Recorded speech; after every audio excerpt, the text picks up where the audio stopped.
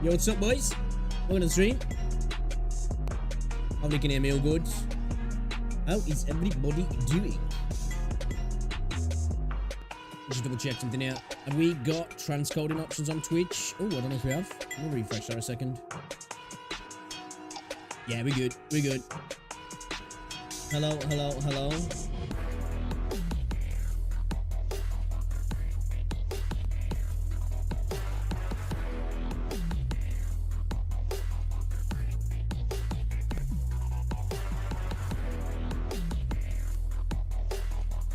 YouTube dude, you're really weird.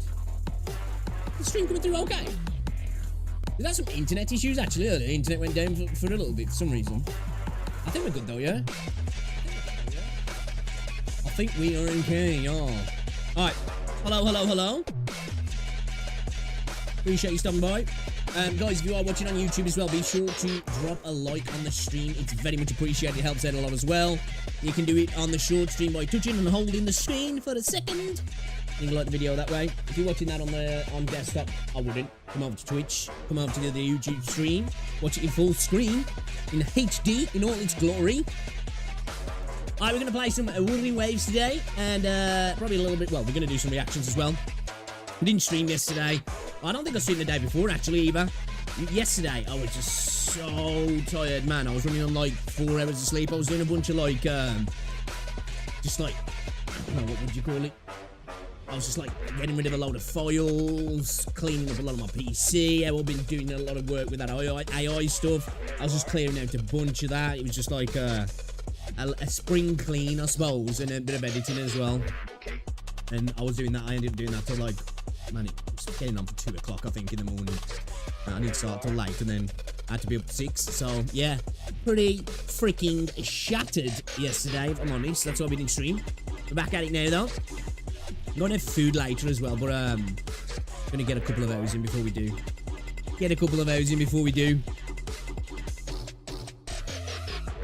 Should we check out some videos? Should we check out some videos then, shall we? Shall we do it? Let's fucking do it. Let's fucking do it. Alright, we just check if we got OBS working. Is it up? Nope.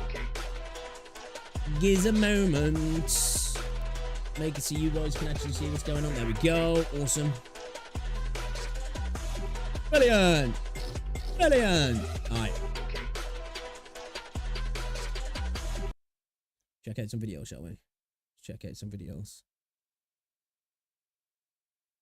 Alright, I want to watch this one, actually, from MTash. The Wuthering Waves conspiracy was real. Alright, let's check it out. Alright, let's move this over here.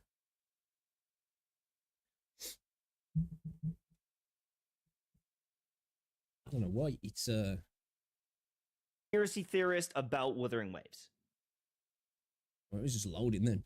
All right, let me get chat up, see what's going on. All right, we'll watch some videos and then we'll jump into some Wuthering Waves as well. Oh, actually, give me a second. Change category. Change category.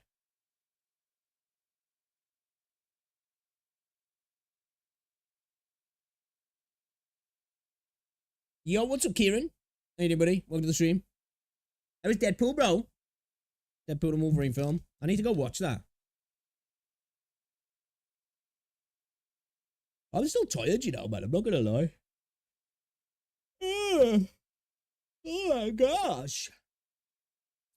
Alright. Give me a second. We'll watch this video. Alright, let's check it out then. Let's check it out. Alright, let's watch this one then from MTashed. The Wuthering Waves conspiracy was real. Alright, I have no idea what he's talking about here, but let's get into it and see if it's something that we've noticed or it's just some, I don't know. People called me a conspiracy theorist about Wuthering Waves. They said I was a blasphemer, I was a liar, but I was right.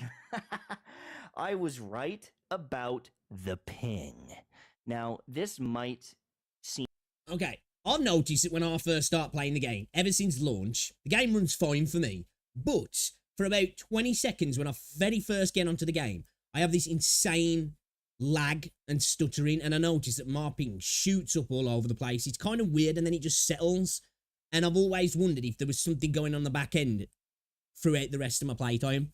Because I've been noticing as I'm doing more of the higher hologram stuff, I do feel like I get input drops, maybe. You know, my parries, my dodges, and stuff like that.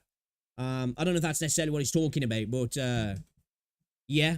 Are we getting the right reading for the ping? What's on screen? Is that actually our ping, or is it different?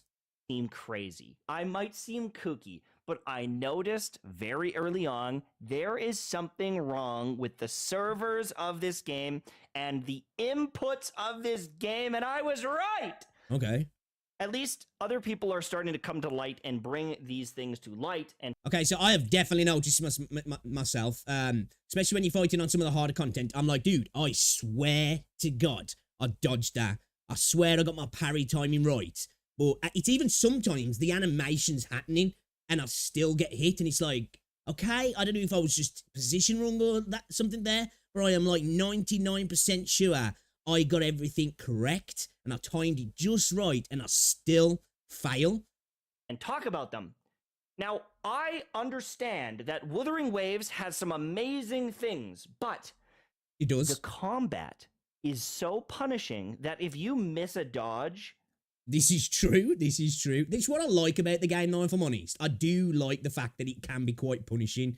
It can be frustrating, especially if you think it's something that you're not doing wrong. Like, I think like any gamer, when you do something wrong yourself, it's like, okay, that was on me. When you're like, dude, I swear I did everything there. And the game's like, nope. That's when you get frustrated. So I can understand it. I've had some frustrating moments on some of the holograms. Obviously, most of the time, 99% of the time, I'm like, yeah, dude, that was me. My timing was off. I'm being too aggressive. I'm using the wrong comps. I'm just making mistakes left, right, and center. And then there's times when I'm like, dude, something's not right here. You can take some incredible amounts of damage or even get one shot. Yep. So pressing the button and the button not registering and doing the dodge feels bad. And I noticed... Okay, so I am not crazy in thinking this then. I haven't gone on about it too much, but anybody who's watched me doing the holograms, I like quite a few times I'm like, dude, I dodged there. I dodged. But I don't want to be that guy that's like trying to blame the game. Because I'm like, okay, maybe I'm just trash and I don't know it. It over and over again. And people were like, oh, you just missed your dodge. No, I didn't. No, I didn't. I pressed the button. I know in my soul I pressed that button and I didn't dodge. Okay. Now, I want to preface this. What's the evidence, though? Clip I'm about Give me evidence. to show you because it's a I need to feel good about myself. I need evidence. completely different game. But I used to be a very competitive shooter player. Back in high school, I would go and I would travel around and play in Halo 3 tournaments. I'd play online. I was a very high I didn't know that about MTash. To be fair, I don't watch much of MTash, but I didn't know that at all. Ranked gamer. And then I got old. But yeah, I could tell in PUBG. All right? This is Shroud. Okay, damn, Michael look how young is Shroud a great is player. looking His there. name is Michael as well. You guys can't see. Shroud is looking... Oh, wrong one. Hold up. Look at that baby face Shroud, man. Holy cow. One of the best players in the world. He's a CSGO pro. This guy is way better than me. He is way better than 99% of people. And he is decimating everyone in this lobby. But I knew, not because of this, but because of something that happened earlier, that this guy is not playing the same video game as me.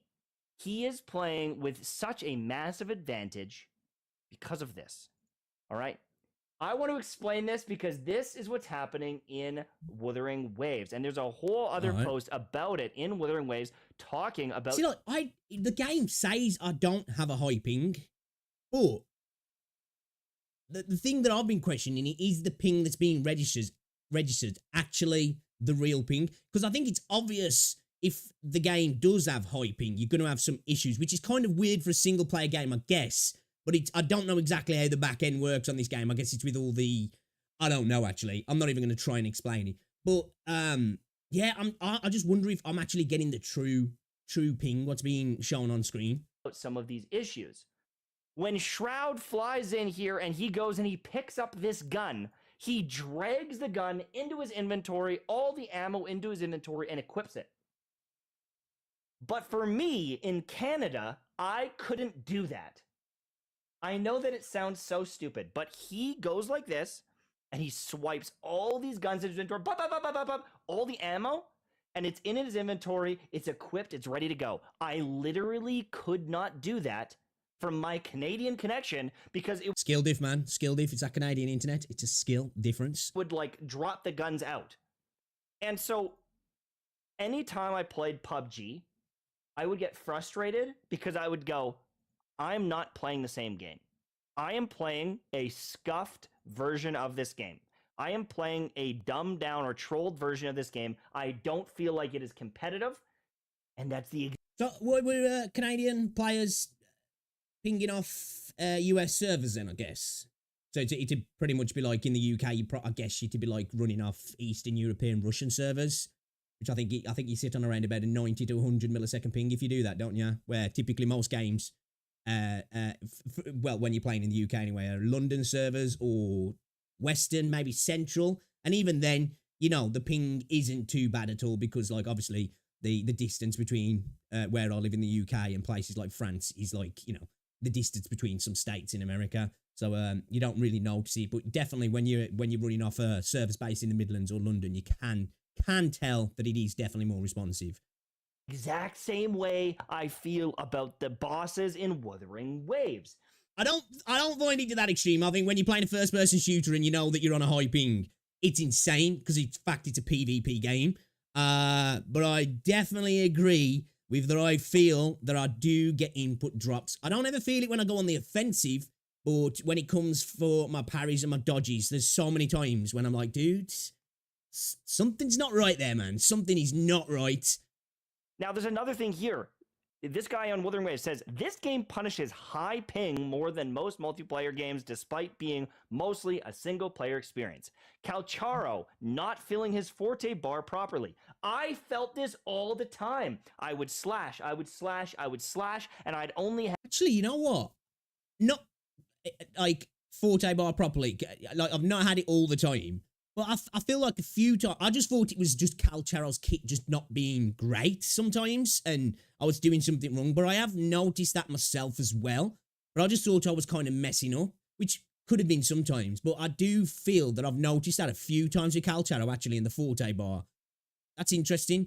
It was mainly, I was relating it to the dodges and parries when you're playing some of the holograms and some of the harder content, mainly the holograms really. But thinking about it now, I definitely have noticed that with Calcharo as well. Have 2 out of 3 on the bars. Even though I hit the target, it would not work. If you use his forte gate or his ultimate and you're doing those attacks, it wouldn't fill the bar properly, even when hitting them, because somewhere in the sauce, in the ping, it would get... See, like I say, this is what I'm saying. Am I getting... Is the ping that's being shown to me actually correct? I think it is, and I wouldn't think why it wouldn't. You know, I guess it could be a bug, but I have had these issues as well. Probably not as bad as somebody who knows they're on 150 millisecond ping, but I've definitely noticed this, and I think I sit on like I can't remember what it is. Usually around about 40. But like I say, at the start of the game, every time I load in, and I'm on like 4090 top end PC. But about, I don't know if anybody else has had this. Nobody's ever seemed to relay to me that they've had the same thing. They just mentioned that sometimes having issues with the game. But for 20 seconds when I first load in, it's like stop animation for a few seconds where the game just goes into insane lag. I have spikes up to 300, 400 milliseconds ping, and then it goes back down instantly, and then the game just runs buttery smooth for the rest of the playtime. Get deleted. It just wouldn't register on the servers. And the same thing goes with dodging and other things. Characters will randomly not dodge at all when pressing the button. The amount of people that just said, skill issue, skill issue, skill issue. No! It's the game. It is 100% the servers. I've played, like, on LAN, I have played online, I have played against some... What is the like, somebody who knows games in terms of this sort of part of games needs to explain this to me. So why is the combat server-based then? I understand, like, other elements of the game needing to be online, but why is the combat not client-side? Why is it server-side then? I need that explained to me because I'm dumb. Advantage matters, and I can feel it. I can feel it in my bones. I could feel in the middle of a tournament that my jump button had a tiny little grain of sand in, a little grain of hair. There's a cat hair shoved in there, and it wasn't quite activated. Definitely noticed it with the Crownless and I could Memphis. tell right away with the ping, there's been something. Actually, saying that, another fight where I've really noticed it is with the Morning Aches. I've noticed it when, you know, when he does the beam attack. Not the straight beam, you know, when it's like the double beam that closes and then he does like the multiple missiles. I've noticed it a lot with that, where I will dodge and the character just carries on running. And I always just thought like, dude, did I just, I don't know, like, did I just mess up there? Have I just timed it literally as the beam hit me? But like thinking back now, that's happened quite a lot with that. It was mainly on like the Crownless and the Memphis fights that I noticed the dodge issue. But looking back now, I've noticed this myself, but I always just thought, you know what? I'm not going to go on about it too much in the fights because I sound like a bitch and people are just going to be like, you know, skill issue, skill difference, dude, you suck. But yeah, I've noticed quite a lot now when I think about it. Only in that sort of content. It's more the holograms that I've really, really felt it. But it definitely does feel like input drops. Like I said, I've even seen it when and it feels like the animation does happen, but I still get hit. And I was always just thinking, well, maybe I was in the wrong position. I've timed it off, but I don't think it is that now, thinking about it. Yeah, what's up, Neil? Wrong. And the other big one of the main mechanics of the game, is the parrying. Yep. Pairing with characters have short parry frames, like Kalcharo becomes almost... Again, this is what I was just talking about, the parry and the dodge. Definitely in like the Memphis and the Crownless fights, I've noticed that. Impossible. Now, there is a couple things here. It's based on the animation a little bit, so certain animations are better. Verena, Gion, some of them have these crazy, easy parries. Yeah. But there were times where I would sit there, I would watch that animation, and I would click it, I would test it, and it just wouldn't work. I would do it absolutely perfectly. I would go into the Crownless fight. I am so glad M-Dash is talking about this, because I felt like I was insane. And that's why I just didn't voice it too much. I mentioned it a few times in the fights, but I was just like, yeah, maybe I'm just trash, you know? I'm just getting older and I'm just trash. But in my head, I was like, no, dude, I know I timed that bang on.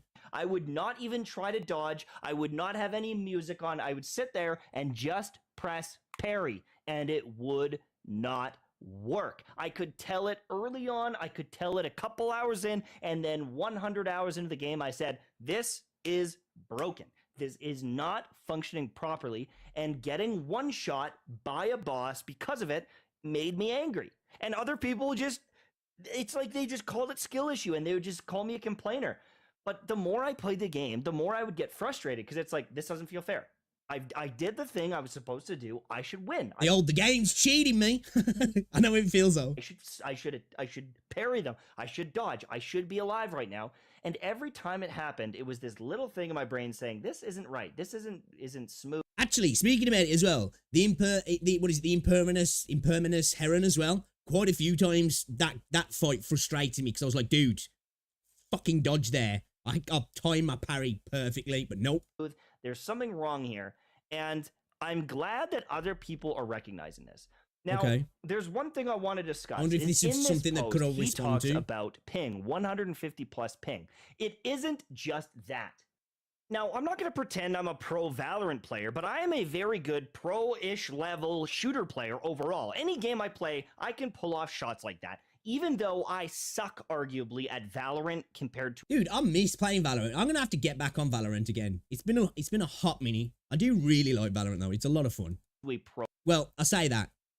It's one of those games I love to hate. It's a lot of fun for a little time, and then as soon as you start really getting back into it, I hate the game.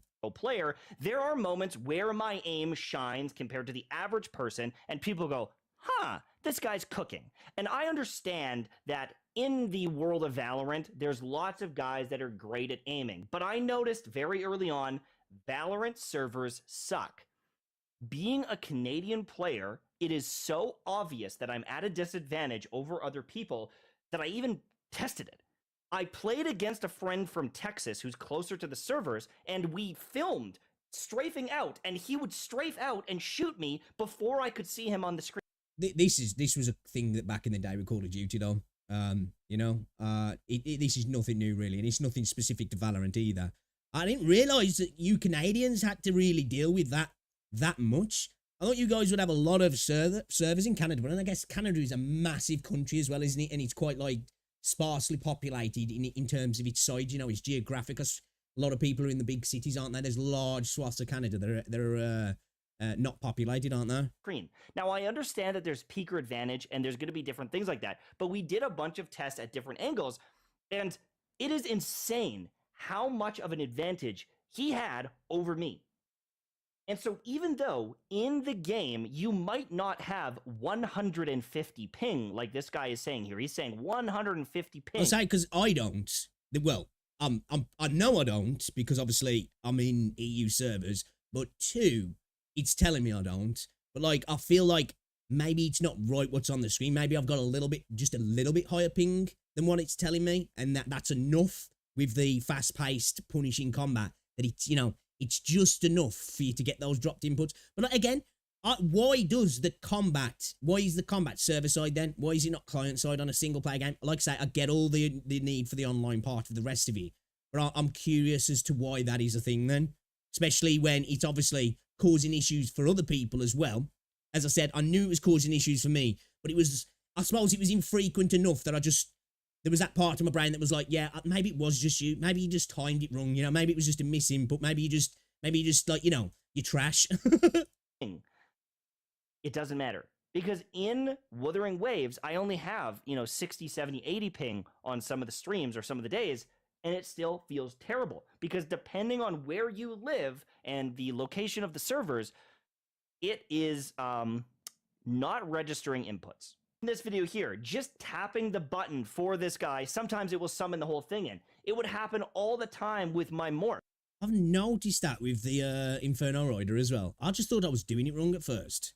I would try to just tap the herring, and then I'd go into the flying summon mode because it would register as like a long input, even though I just tapped the button. Yeah, I've had that as well. All sorts of little hijinks like that where you're pressing. I legit just thought it was me with the heron. When you go into like you fly around and you breathe the blue fire, don't you? I just genuinely thought I was being dumb. A button and it's just not. I'm liking this. This is an eye opener. I'm glad that I'm not the only one with this. Because genuinely, there was times when I thought I was going crazy. Reacting properly, because if you're quick tapping and you're trying to do the multiple hit combo, because of the delays, it's just registering it as one single push. It's not differentiating those buttons. And so I don't know all that goes into it, but I've known for a long time that Wuthering Waves had something that was just a little bit off, just a little weird. And I'm glad that I'm not crazy. Reading through the comments, there's other people that are like, yeah, no, I get this as well. There's probably going to be other people that just won't agree and call it skill issue, and that is what it is. But you're always going to get that. There's always that party in gaming. Is that, well, it don't affect me, so it can't be true. Just get good, bro. But when I'm fighting a boss that can one-shot me, and I have to parry, and I have to click it perfectly so that I don't die, and it doesn't register, I just don't want to play the game anymore. I haven't got that far yet, but I understand that. It's super frustrating. It really is super frustrating. There's nothing worse in a video game than you're doing everything right, but something on the game side, the back-end servers, and it just punishing you because of that. Again, it sucks when you fail yourself, but when you know you've done something wrong, or even if you don't know exactly what you did wrong, but you know you're not at the standard you need to be to complete this, or you're underleveled, or whatever it might be, you're not learning the patterns just yet, you can't pinpoint where you went wrong, but you know you went wrong, or you just completely know, I missed time there, I don't know the pattern, I went too aggressive, I was too defensive, whatever it might be. It sucks, but you're like, well, okay, that was on me, I get it, I suck, I just gotta get good. But when you know that you did everything just right, and that happens, and the worst is as well, I've had it happen in some of the holograms when you start so well as well, and it's like, dude, I've had fights where like I'm not doing too great, I've started off poorly, and then I mess up, and then I'm like, damn, that was just on me. And then you have those fights where you come in, you do everything bang on, you're DPSing so well, you're switching everything, you're timing everything, your synergy's perfect, you're draining the health really fast, and then you have a misinput, and then you get your Jiang gets one shot, or what are your DPSs get one shot, and then you have to switch out, and then you bring a heal in, and then you get hit again because you're in that defensive state then, and the next thing you know, you're having to wait for the heals, and the fight's just scrapped, and it sucks. It does suck. I just don't. And when I play a game like Dark Souls... Hey, what's up, Gremlin? Or Elden Ring, when I miss a dodge, I missed the dodge. I understand every time it's a skill issue, and I do not question it. Every time I die in Elden Ring, I might go, oh my god! But I also knew it was my fault. Yeah. The attack might be BS. It might have a crazy attack window, but I always know when I'm going to press dodge, I will dodge, and it will work 100% of the time. I never, ever question it in that game. I have never even considered, oh, the button didn't work. Not even once. So, yeah. I'm not crazy. I am good at the game. I am good at the game. Gamers, I want to talk about something. Okay, yeah, interesting. I'm glad I watched that video, actually. Conspiracy theorist. Because I have definitely noticed it. As I said, it's been infrequent enough that it's made me genuinely question. I think it's just me. It's just me. I'm sure it's just me. I've just mistimed something. Again, I'm on a decent ping, so maybe I'm just getting spikes that are potentially happening in these, you know, these holograms where there's a lot of stuff going on in the fight. There's a lot of particle effects, and the server's spiking high enough but quick enough that it's maybe not registering on screen, or maybe I'm that locked in that I'm not noticing the ping spike, and that's causing an input drop, or it's just happening even when the ping's not spiking. You know, it's just because of the nature of it being server-side potentially. Again, it's not game breaking for me because it happens quite infrequently, but frequently enough for me to question my sanity. And obviously it is not good at all if this game is going to succeed and is going to continue to have this end game content that's hopefully progressively going to get more difficult and have a variation of difficulties, you know, so it's engaging and replayable and continues to pull people back in. That definitely has to be fixed. So this is a good that Tash has made this video, actually, and hopefully other creators who have a voice can maybe, if they've had the situation happen to them as well, because I do think this is something that over time, if it gets worse or it continues to be there, it could, you know, really turn people off the game. Because again, Wuthering Waves is not a hard game, but it does have some genuinely quite difficult content in the game. And it sucks if you can't get past difficult content because something is wrong on the game side of things. It's one thing if you can't complete something in a video game because you just can't get good enough to do it, or you can't figure it out. It sucks, but you know, it is what it is. But when it's on the game side, that really blows. That does. So yeah, that was a good video, actually. I'm glad I'm not the only one. I'm in the same boat as Mtash did. It's good to see that other people are struggling as well. you know, obviously don't want to see people in difficulties, but in this case, I do. So yeah, great video from Mtash. Obviously, I'm sure anybody who's watched my content knows about Mtash. Check him out, drop a sub. It was a good video, that was. Dude, I'm not subscribed to Mtash. I've watched his content before and I'm not subscribed to him. But yeah, interesting. Be curious to see if more people talk about that. It's something that Kuro respond to as well. Because that not good. Just talking about there's some server ping issues in the game and having misinputs, such as your parries and your dodges, which I've had happen to me. But I always just like, there's that, you know, that battle in your head sometimes where you're like, dude, was that me or was that the game? Obviously, there's a lot of times in video games you're like, I know that was the game. I know, you know, you could just 100% that was on the game. There was some lag or whatever it might be. The game's bugged. But then there's those times where something happens in a video game, and because it's such a small window, such a quick thing, that it makes you question it. You're like, was that me? Or was that the game? And I've had that question in my head a few times, that inner monologue battling with itself of like, did I just fuck up there? But I'm sure I didn't. Dude, I'm 100% sure I timed it perfectly. And then there's that other side of my brain going, nah, dude, you just suck. You just suck. So yeah, I'm glad I'm not the only one with that. That's interesting then. I wonder if it's something that will be brought up, or it's even something that can potentially fix, because, you know, that's the problem sometimes with these sorts of games, and you've got this sort of combat having again, anybody who knows more than me, why is that stuff server-side then? Because it's got to be, hasn't it? Because if you're having those sort of things happen, then that's a connection issue. Why is that not client-side? Like, I can understand all the other stuff being server-side, you know, because the way the pull system works and all of that sort of stuff. But yeah, I'm curious about that. Whatever it was, whether it was a game or not, I still got my ass handed to me on several occasions. Oh yeah, definitely. I've had plenty of times like that myself as well when I've been fighting, and I'm just like, dude, I just got rocked. You know, whether it be I'm under leveled and I'm just getting DPS checked to hell, or I'm just like, dude, I did not expect that to be as aggressive or as fast paced or whatever. You know, I like on some of the higher fights, like in the hologram with like the Mephis and the Crownleys, even the impermanence, what is it, the impermanence Heron. I've been like, whoa, okay, all right, that's not easy. That's not easy. I've got to learn a pattern there. I've got to be ready for it and adapt. I'm not using the right team or whatever. But like I say, I've had that happen as well. But it's been, like I say, infrequent enough that it's made me question it as well. So it'd be interesting to see if that gets parroted by others, and maybe it's something that they'll look into. And, you know, because obviously it's always good if those sort of things get fixed, because nobody wants that in the video game at the end of the day, do they? How we doing anyway, though? Chat, we all good? I wanted to get on today because I didn't stream yesterday and the day before. Didn't want to miss 3 days in a row. But no videos uploaded as well. Try and get some videos uploaded today.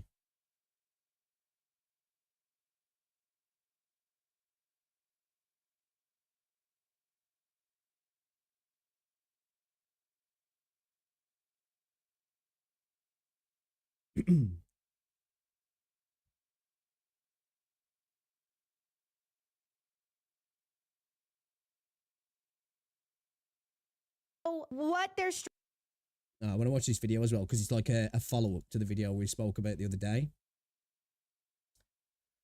I'm fine, just tired and hopes that the ground swallows me up. Well, that's not good. Hopefully you feel less tired and better soon. I have things to do, but I'm not doing any of them because I'm a shiftless and lazy. Hey, welcome to the club. Alright, so let's check this video out then. Give me a second. Get chat up so I can see what you guys are saying. Right. I want to watch this one from Hex Juice because it's a follow-up to the video we made the other day talking about the bit of a bad voice actor situation with Star Rail, I'm guessing. Oh no, this is Genshin, right? Okay. Take it back. Take it back. All right, then let's check out this video from Hex Juice. Voice actors are striking Genshin impacts. Interesting. I wonder if this does have anything to do with the Star Rail issue though. Because a lot of people like, oh, that's not up to Hoyo. It's I forgot what I was going to say.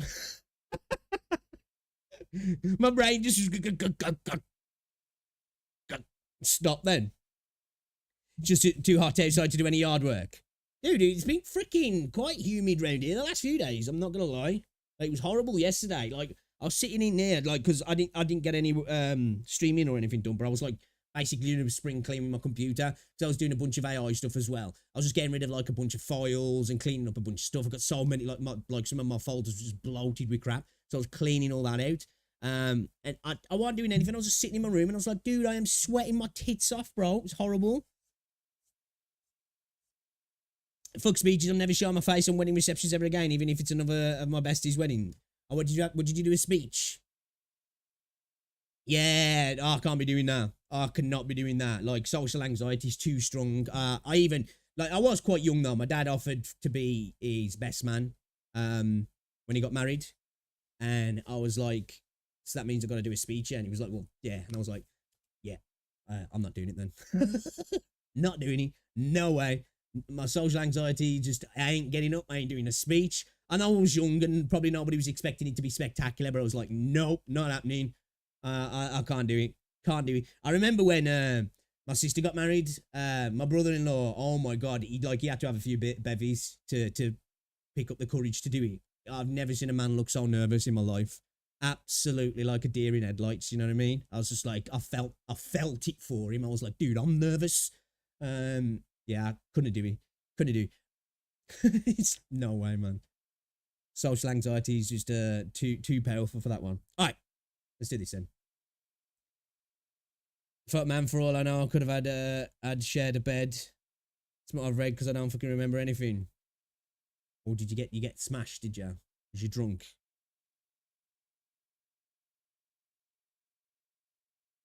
Oh, could have shared a bad smut. Sorry, I read that as bed then. I'm illiterate. Fuck man, for all I know, I could have shared a bad smut I've read because I don't fucking remember anything. Oh, you don't drink alcohol?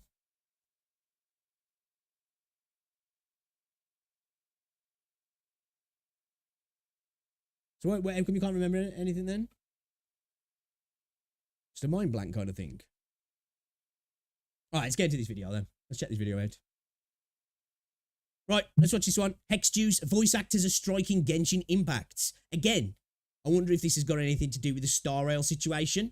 I've had a lot of people saying to me like, oh, it's got nothing to do with Huyo, it's the agencies, but at the end of the day, Huyo are the, you know, they are the overall hierarchy in everything to do with the game. So, you know, it kind of is on them. You know, you can blame the agencies, but at the end of the day, Huyo are the top of the pile, and, you know, it's always going to reflect on them, isn't it? But let's check it out. I don't know if that's what this has got to do, if it's got anything to do with that, but let's see what she's got to say. Hello, YouTube! We're going to learn about the SAG-AFTRA video game strike that currently What the fuck is the SAG-AFTRA? Is this... well, let's find believe out. started today. I want to know what they're striking, why they're striking, who should participate in striking, and what we can do to help if we want to help. So I'm going to go ahead and read through Is it a union, is it? the website about it. This is interesting to me. This does affect some Hoyoverse games to my understanding. So let's go ahead and get into it. Come join us on Twitch if you ever have time at twitch.tv/x_juice. We stream daily except for Sunday. Dude, is it just me, or does it feel like there's just a daily drama in the Hoyoverse? It just feels like Huyo are doing something left and right. Like, apart from Zenly Zone Zero recently, it just feels like they're just catching L's left, right, and center. They're not in terms of business, because they're just not. The business is booming. But in terms of the look of the company in some parts, they seem to be catching L's left and right. At 10 a.m. Pacific Standard Time. But let's go ahead and get into it. The SAG-AFTRA strike situation for voice actors. Subscribe. Why is SAG-AFTRA striking the video game contract? What is SAG-AFTRA? Tell me. SAG-AFTRA is striking this contract so that members working in interactive media, i.e. video games, can contribute, earning a living doing the job. Okay, I'm just going to assume that they're a union, right? Let me just go back, because I don't want to miss anything, but I'm assuming they're a union. Video game contract. SAG-AFTRA is striking this contract so that members working in interactive media, i.e. video games, Okay. can contribute, earning a living doing the job that they love. Our members' work and likenesses are being exploited by artificial intelligence. SAG-AFTRA is a Screen Actors Guild, American Federation of Television and Radio Artists. Thank you. I never know. And video game companies have refused to plainly affirm in clear and enforceable language that they will protect all performers covered by this contract in their AI language. Basically, the base issue for this strike is that there's not any clear language in contracts for VAs when they work with video games, in some video games, that shows that they are not going to be used to train an AI to replicate. Yeah, I can understand that, because definitely noticing that is going to be a trend. I think companies are going to bring in voice actors. The AI will be trained to learn, obviously, their voice, their likeness, how they, you know, their cadence, everything, the way they speak, and then just let those VAs go. And hey, we've got the voice actor still, and we can get it to do whatever we want now. And obviously, we don't have to pay it because it doesn't exist. Well, it does, but you know what I mean? Replicate their voice. This is a very reasonable concern for voice actors. Their voice is... I am one of the people that I do think AI genuinely is a thing that can be used for massive good, and it is going to make things so much more efficient and cheaper for companies, which hopefully then will pass on to us, whether that does or not. But I do think it is going to cause a lot of people to be made redundant and lose jobs, which I know a lot of people won't like that, but at the end of the day, this is progress in technology to some degree. There's always going to be a place for people in those roles, I think, because there's going to be companies that want to use real people. But using AI, using voice actors to train AI without their actual consent in that regard, and they're just using it in the background, that is pretty trashy, to be fair. What's going on, Jamie? Their career, right? The skill that they have in utilizing their voice and all of those things is how they make their money. It is their entire, it is their skill set. It's basically just taking the thing that makes you marketable and then making it into a robot so they don't have to pay you. It is fair to want explicit language saying if that's going to happen or if there's payment for something like that, that kind of thing. That being said, I do have questions about whether or not there has been any examples of this actually happening in video games thus far, or if this is proactive or preventative, because I've seen people. I would imagine it's already been happening. I'm just going to say, you know, I've got no evidence to that, but I would imagine a lot of companies are already using people in their communications on the internet to train AI. Whether they're implementing it is a different thing, but I bet they're using it. I'm just going to go out there and say, I reckon they're using it. That it's something that will be implemented. And again, progress is progress. You know, there's a lot of manual labor jobs that have become redundant nowadays because of machinery and whatever, and nobody tends to care about that. It only seems to be in the arts that people care, and I do get it. Honestly, I do get it, and I think using AI in this way is pretty shady, but I think inevitably we're going to have a lot of creative stuff, especially within the video game industry, is going to be done by AI, you know, just for like things like NPCs, writing, and potentially, obviously, quite soon, voice acting as well, won't we? I think we're still at the point with quite a lot of AI where it's like, you know, you can tell. There are some better ones, but a lot of it is like, okay, it's a bit jank, but look how fast AI has come on in the last couple of years in terms of just like videos and 3D generation, you know, just even like memes of people. Like, look at the memes of Will Smith eating spaghetti just a year or two ago. They looked fucking scary and terrifying. You know what I mean? They were cursed. And now look at some of the AI now. It's like, dude, it is getting to the point where if you've got a keen eye and you've worked in the space of AI like myself, I've like, you know, created my own AI stuff. It is quite obvious, quite a lot of the time, but it's getting really good now.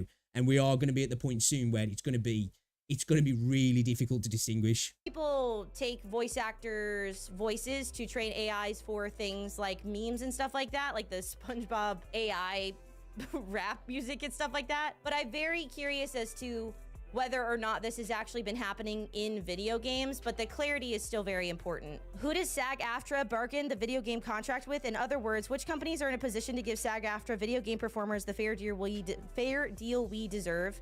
So this is the list of corporations. I don't think this is super important because I don't know who all these corporations are or like what games they make, but those are the corporations if you'd like. Oh, we got there. Activision. It's a name I'd expect to see in there. Blind Light, Disney, yeah. Electronic Arts, of course. Formosa, Insomniac, Llama Productions, Take-Two. It's pretty much all the big guys, WB Games. So, not surprising to see those names in there. Like to read more about it. What are the struck companies? The strike applies to all video game companies signed to the Interactive Media Agreement, regardless of whether or not they are members of the Convenience Bargaining Group. So that means that they've essentially, I believe, it's company corporations that have entered an agreement with the union. That said, because some companies have games that cannot be struck due to certain contract terms, it is easier to think about the strike in terms of struck games as opposed to struck companies. Okay, so that explains. This is why my mum always said when you get a job, it's always important to join a union. Now, don't get me wrong. Sometimes unions can act in, let's say, political manners and activist, you know, they try and use their activism to push their own agendas, which at the end of the day, I guess is fine. But, you know, I think being in a union, especially in this sort of like gig work, is incredibly important. You need that support. Otherwise, you will get thrown out and treated like trash, basically. Explains why it's not Hoyoverse in general. It just includes Genshin Impact. How do I know if a game is struck? There's a website you can check. Is there any video games that aren't struck? Yes, it looks like there is also a website with which you can check. Why are there non-struck games for struck companies? There are certain games that are not currently being struck because of the terms of the collective bargaining agreement that are still in effect for those games. You can again check the status there. Can I work for companies that are not struck? We support and encourage you to work under any contracts that are not struck, including games that are signed to the Interim Interactive Media Agreement. So essentially, they can still continue to work with games that are not struck. And it's not important if there's like company struck because they are specifically working with specific games due to contracts that already exist. Can I work on games that are not covered by the video game contract? It looks like the answer is no because they'd have to work with the union. In essence, no member shall render any service or make an agreement to perform services for any employer who has not executed a basic minimum agreement with the union, which is in full force and effect in any jurisdiction in which there is a SAG-AFTRA national collective bargaining agreement in place. So essentially it has to be a company that does have an agreement with the union, but they can if they're not struck, essentially. I'm trying to Well, how is that enforceable though? look for what we have to do for non-members. How can I show some Okay, so that's just for members. Even though, what's the enforcement for that if they decide to do that? You know, like, is it just you're out kind of thing?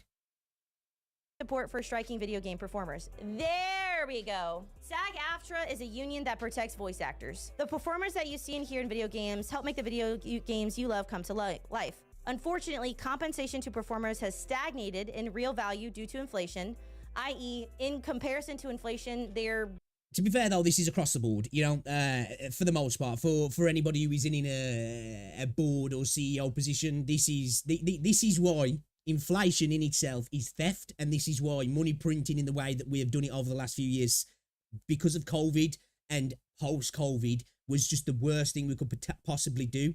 Again, I don't want to go down this route of talking all about the COVID thing, but just our reaction around the world was the worst possible reaction we could have had for COVID in terms of what we did on the money side of things, because inflation literally just devalues, obviously, currencies globally. But what happens is it transfers wealth. The fastest it gets transferred into, obviously, the rich. So the rich get richer due to inflation, and the poor get poorer, and people who are rich can always put their money into assets. And what happens with inflation to real assets?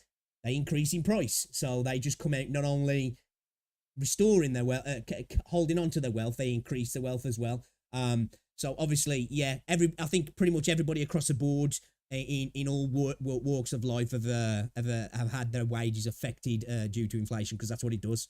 Wages have not increased in a way that is relative to inflation. The unregulated use of artificial intelligence threatens the careers of professional actors in the video game industry, and members' physical safety has lacked necessary protective provisions for too long. So they are asking for higher compensation. I definitely think it is fair for them to ask for protection without consent from their voices and their likenesses being used to train AI. I think that is more than fair, and I don't think companies should be doing that. I think they probably are. I do. I genuinely do. You know, call me a conspiracy theorist, but I think they probably are. They shouldn't though, and I do think that's something they should fight against. But in the end, I do think AI will usurp a lot of these jobs, and I know people can't stand the idea of that, and I think it's somehow wrong, or I think it's just part of technological progress in ways. Of course, you're never going to be able to get the real emotion expression from an AI that you can get from a human, but it'll probably be good enough to trick us into thinking that's the case. And at the end of the day, as I said, from a consumer point, as long as I get a good product, I guess I'm a selfish consumer that if something comes out faster, cheaper, and it's better, I suppose that part of me doesn't mind. But I definitely do think this is something that these guys should be protecting themselves from as best as they can. Obviously, there to be regulations regarding the use of artificial intelligence for their voices in terms of like training a voice, like training an AI, and additionally protective measures for voice actors' physical safety, I guess, when they're traveling and things like that. If you love video games and performers in them, please look at our list of ways you can show our support below. So first of all, share what's going on. You can do so on Twitch, X, YouTube, Instagram, TikTok, Threads, etc. I hate that I said X. Basically, just letting people know. And I'm exactly the same, Hex. I hate calling Twitter X. I go out my way not to, and I get it. I know it's like a boomer thing, really, but I just hate that the website's called X now. Don't get me wrong, the whole takeover by Elon, I haven't got any skin in the game, and I kind of like what he's been doing in regards to opening it up totally for free speech in regards to, let's face it, Twitter had become very much one-sided for quite a time, but at the same time, I hate all the blue checkmark stuff now. I get it, they're trying to make the site profitable, but I hate that the freaking fact of when there's banger tweets now, it's just full of reply guys trying to get their tweet promoted, and there's no real conversation going on Twitter anymore. And I hate the name. I understand that that's Elon Musk's thing, you know, SpaceX. He had the X.com before. He wants it all to become under the brand of X. But I just think it sucks, man. I think it's a trashy name. Twitter was a great name for, you know, tweet. Like, what do you do now on X? What do you do when you tweet? Is it still called a tweet?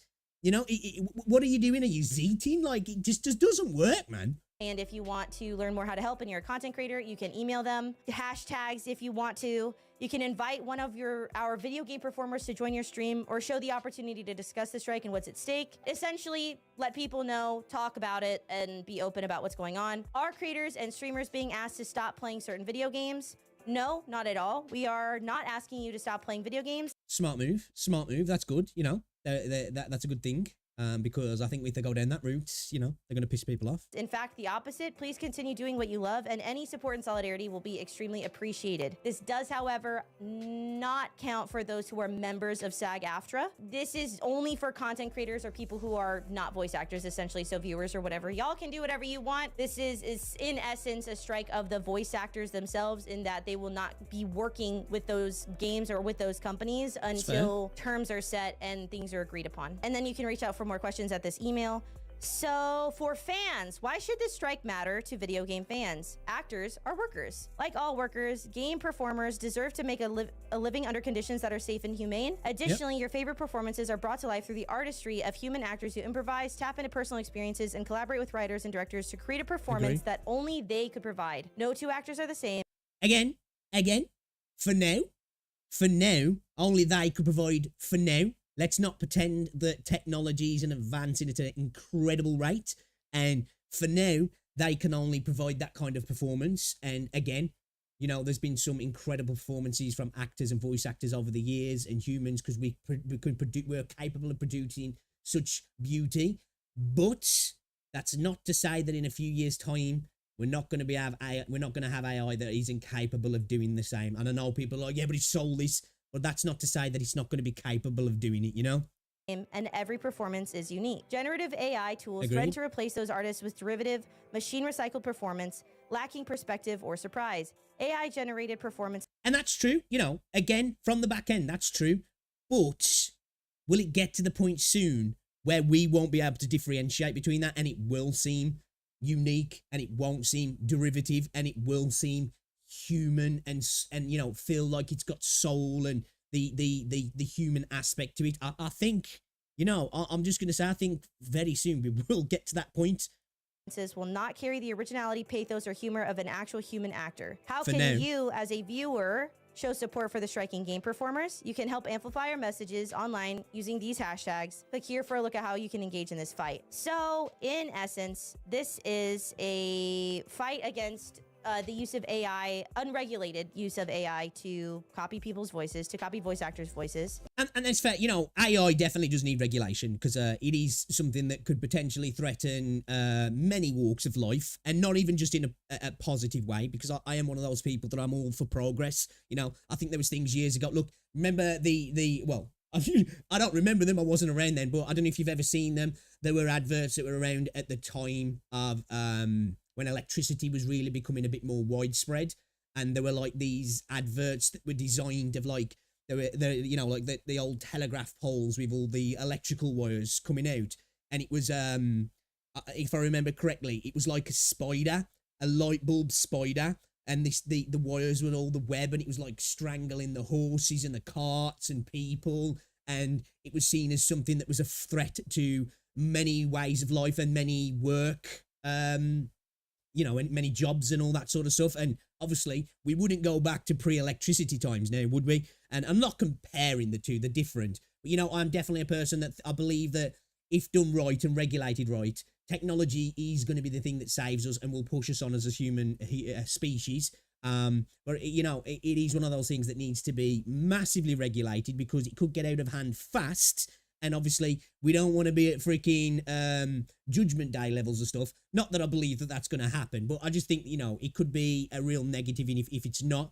And we could be in a situation where companies are really, you know, using it to destroy employment for people, and to just, like, you know, really get a monopoly on certain aspects of life that could be dangerous in that sense. I want to take a look at the struck games, but the I didn't put that across very eloquently, whatever but in my head I know what I meant. personal perspective regarding AI is, there is a reality that AI, it's bad for any specific thing where you're trying to duplicate something that requires artistry, skill, and mastery, right? A voice actor's career is their voice, what they can do with their voice, their skill with their voice, their ability to act, their ability to... Again, I wouldn't necessarily, devil's advocate here, I wouldn't necessarily say it's bad. Again, over the years, there's lots of people and jobs now that are extinct, shall we say, because of technology, or at least in parts of the West, they're extinct because of technology. You've just got to look at the industrialization of farming. You know, there were many jobs that were lost because of that. But at the end of the day, at the end of the chain, the consumer has benefited from it. And I don't think we'd want to go back to those pre-industrialization of farming because of that, and mechanized farming because we've benefited. And, you know, that meant that a lot of people had to go and look elsewhere for work, and things changed for a lot of people in a negative way. But for the overall masses, it was positive, wasn't it? So, and I think there's a potential for AI to do that in many regards. And I think for a lot of people, it's going to be a negative because they're going to be out of work, or there's going to be less work for them, or they're going to be outsourced because of that. But I think if done right and if regulated right, it's going to benefit a lot of people in the end. And I'm not just specifically talking about voice acting, of course, because I do understand I want to see humans doing that as much as possible. But I just think we are going to get to the point soon that the AI is going to be that good, that there'll be videos coming soon where stuff will be put out and people will genuinely not be able to tell the difference between a human doing it and AI doing it. And I think then at the point, you know, other than somebody being employed, is it bad, you know, just to play devil's advocate? Capture a moment with just their voice. That's it. For an AI to be used to copy that, it's going to be shittier. AI cannot fully copy exactly how a human can invoke emotionality, the grab. For now, at the end of the day, our brains are just a computer, aren't they? We express our thoughts and our feelings and our experiences based on our memories, don't we? That's what builds a human. That's what builds your personality. It's your experiences and your memories. And at the end of the day, that's kind of what AI does. It's generative. It scans a bunch of content, and then it's derivative, but it creates it from that, kind of what our brains do that create us as people. Obviously, it's a bit different, but in essence, it's kind of a similar sort of thing.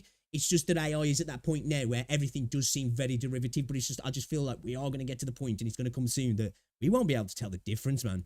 Gravity of a situation, they can't change the voice. It waters down essentially all of the skill that it takes to actually be a voice actor. Voice actors don't really get paid that well. I don't know if this is something that is true for all VAs or like very specifically for video game VAs, but I don't think it's any secret realistically that most video game voice actors are not paid particularly well. Even ones that are the main character of very large series or very large franchises, they don't get paid that well. The more popular ones get paid better, but in general, they just don't get paid enough. It is important for people.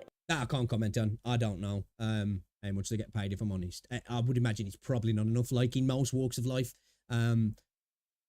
But I suppose it's supply and demand, isn't it? I guess. But yeah, I wouldn't be able to comment on that really. Especially because it's a skill-based job that they get paid properly so that they want to keep doing it. I don't want AI in my video games for like replacing voice actors. Me personally, sometimes the VAs already don't be hitting. I don't think we need to quadruple down on that issue by making it into a bobot. I'm good. I think that strikes are very important. If you'd like to participate, essentially all they're asking you to do is... See, I think I've got the hot take where I don't want to see people out of work, but at the same time, if I can't tell the difference between an AI and a real human, which we're not there yet, and it's probably going to take a couple of years, but I think it's going to come faster than what we think.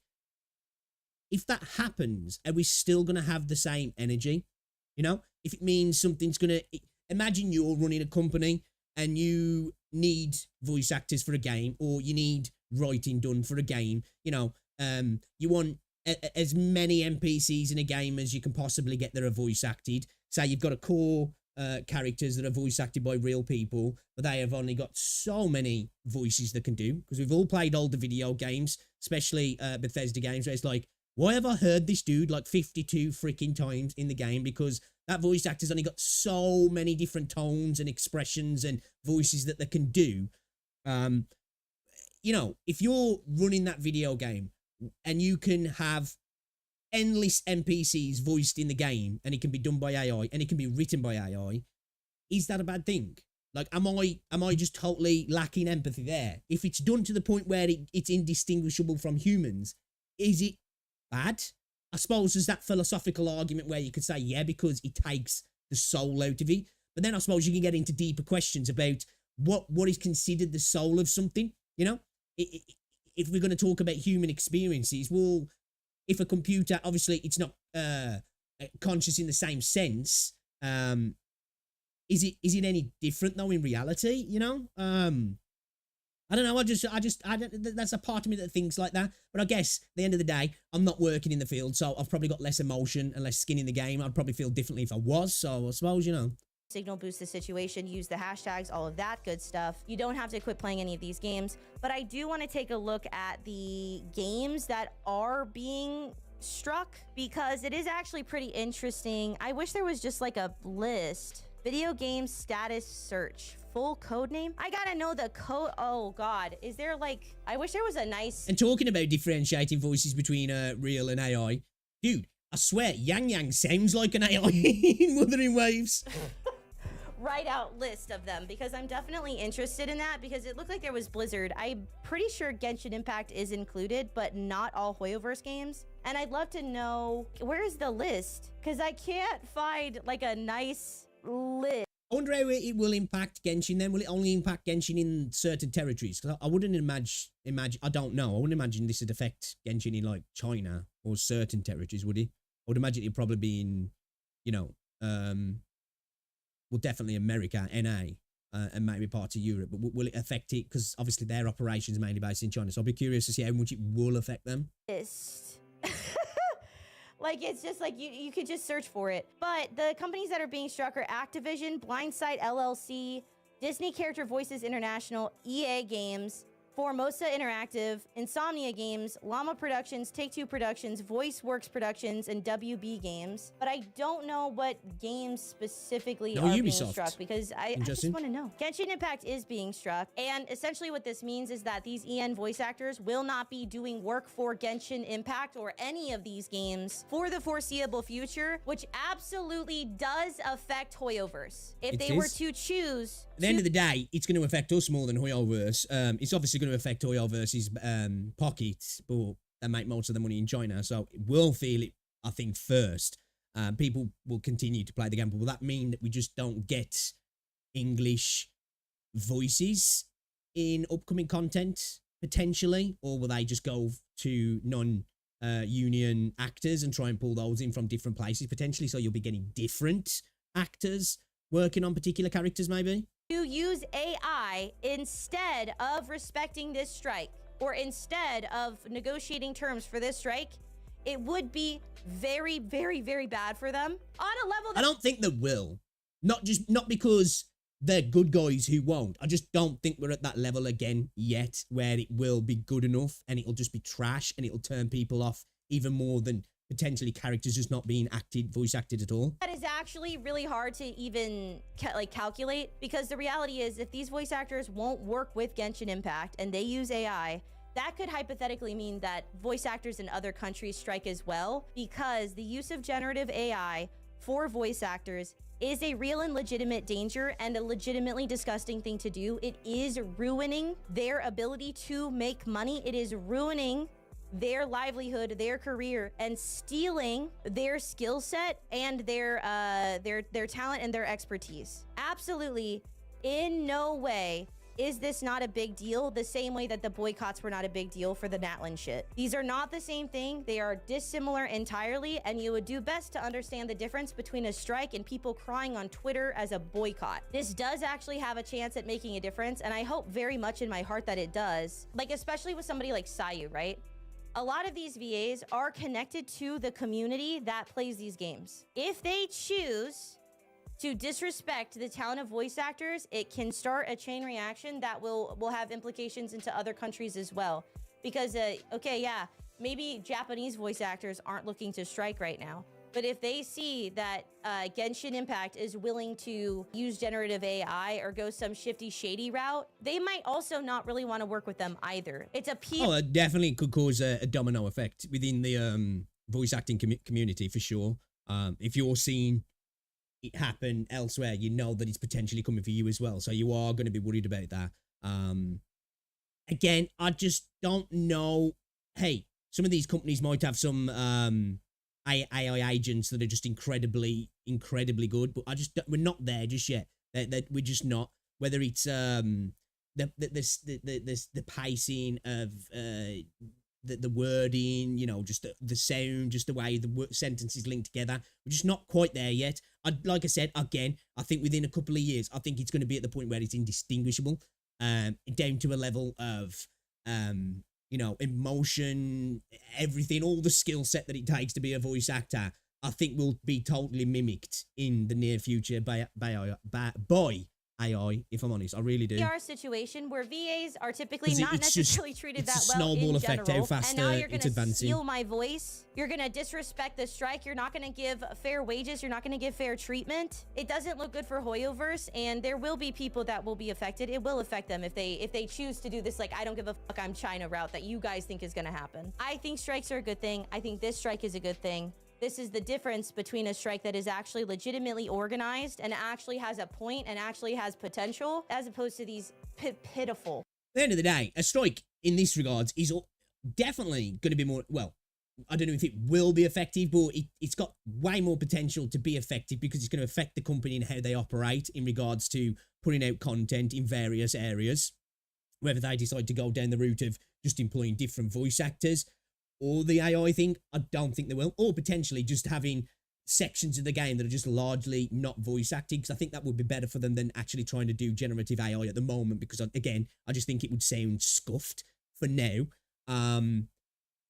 rather than boycotts on Twitter, because companies know that for the most part, 90% of boycotts just fail. People get bored really quickly, and they end up just going back to playing the game that they enjoy because they can't help themselves, because nowadays we have to have that instant gratification, and it's like, well, I haven't played the game for 2 days, man. I've got to go back to it, bro. You know, my morals aren't that important. I want to get some pulls, baby, you know? Boycotts on Twitter where people just do a sign-up sheet that is like botted, essentially. It's absurd. I am very interested to see how this goes. I will be keeping tabs on this. Sadly, I do genuinely wish they had a nice written out list of all of the games that are being struck. It seems like there's potential for more Hoyoverse games to be struck, but at this time, I believe it's just Genshin Impact. So we're gonna keep an eye on this. If you'd like to support, the website is going to be in the comment section, in the description below on the YouTube video. This is very, very interesting to me, as striking can have good effects, but it also can have terrible, awful effects. And this could go a bunch of different ways. It just kind of depends on how they handle it. So let me know what you think down in the comment section below. What do you think about generative AI in terms of voice acting? I will see you guys on the next one. Come join us on Twitch if you ever have time at twitch.tv/hex_juice. Be safe, drink water, touch some grass, you filthy animal. Bye-bye. Always like Hex's takes on things. Agree on a lot of what she's saying, actually. Another good video from Hex, voice actor striking. I think I do have some hot, potentially bad takes, though, regarding AI and different lines of work. Again, I'm one of those people that I just see progress is progress. Progress is not always good, but if we can progress in the right way with regulation, the potential for benefits for the majority outweighs the potential negatives for the minority in some cases. It's just how those effects are perceived is the main thing. Again, there's been many technological advances over the centuries that have made jobs redundant, and vast swathes of populaces around the world have had to learn new trades and go different routes in their work. And at the time, there was people, when they could strike, you know, did that, or there was the obviously animosity and the bad feeling and ill will at those points for this new technology. But I think as a human species and as a race and as civilizations, I don't think we'd choose to go back to those things now. And that's not necessarily a brilliant argument in regards to stuff happening now, because, you know, it's like, well, that's easy to say now.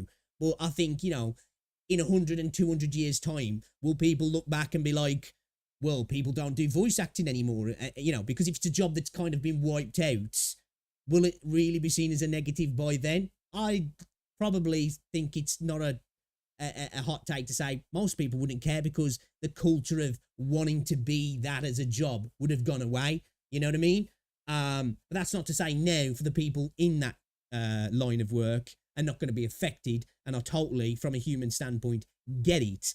And I don't ever want to see people going out to work. And personally, I like to see, obviously, real humans doing those jobs because they can bring something to the table that AI just can't.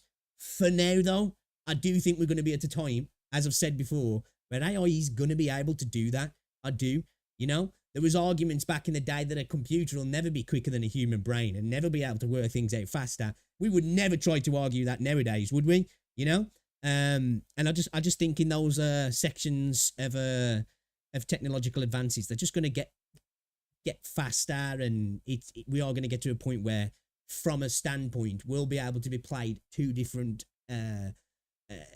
sections of voice acting, one by a human and one by AI, and we wouldn't be able to tell which was real and which wasn't, if I'm honest. We'll be potentially thinking that they're just both real. And then we could be shown they're both AI, you know? I do genuinely think we're getting there. Not there quite yet, but I think we will. And it's kind of scary as well. Don't get me wrong. It is kind of scary that we won't be able to differentiate between when a computer's doing something and a human.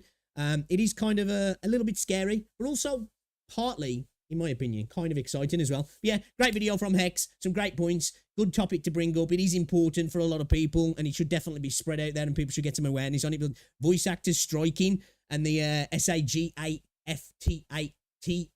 strike. Somebody in chat, Neil, said this is obviously a North American voice actors thing. So interesting to see where this goes and how it does affect upcoming video games. I think we're potentially going to see, especially in some Western companies, some delays in some video games, and aren't we? Not so sure what will happen with Genshin, whether they'll pivot and go elsewhere. But it'd be interesting to see how things go down. Great video. Should definitely check out Hex as well. Show some love. Drop a sub. All that good stuff. It was a good video, that was. Intriguing. Interesting. It's always nice to watch something a little bit different. You know what I mean? What do you guys think, Connie? In chat? And that's genuinely a talking point that will, you know, get people maybe a little bit rolled up on both sides, potentially.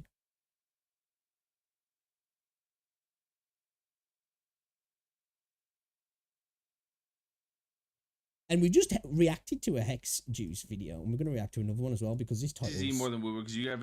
These titles got me. These titles got me. Somebody who plays both and like both, and, you know, I want to check this out. Well, like Wuthering Waves more than Zenless. Give me a second here. We're going to do a reaction to a reaction kind of video. Out of chat. Back in a second.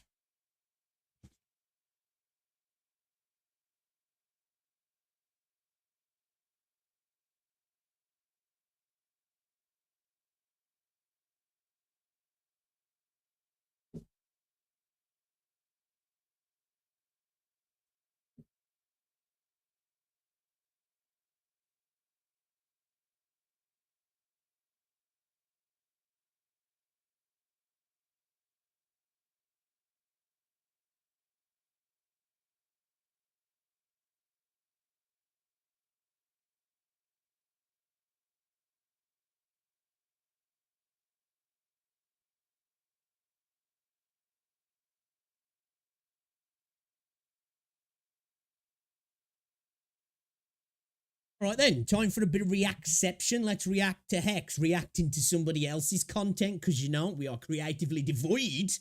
So let's see what this is all about. Why I like Wuthering Waves more than Zenless Zone Zero. Curious, as somebody who plays both and likes both.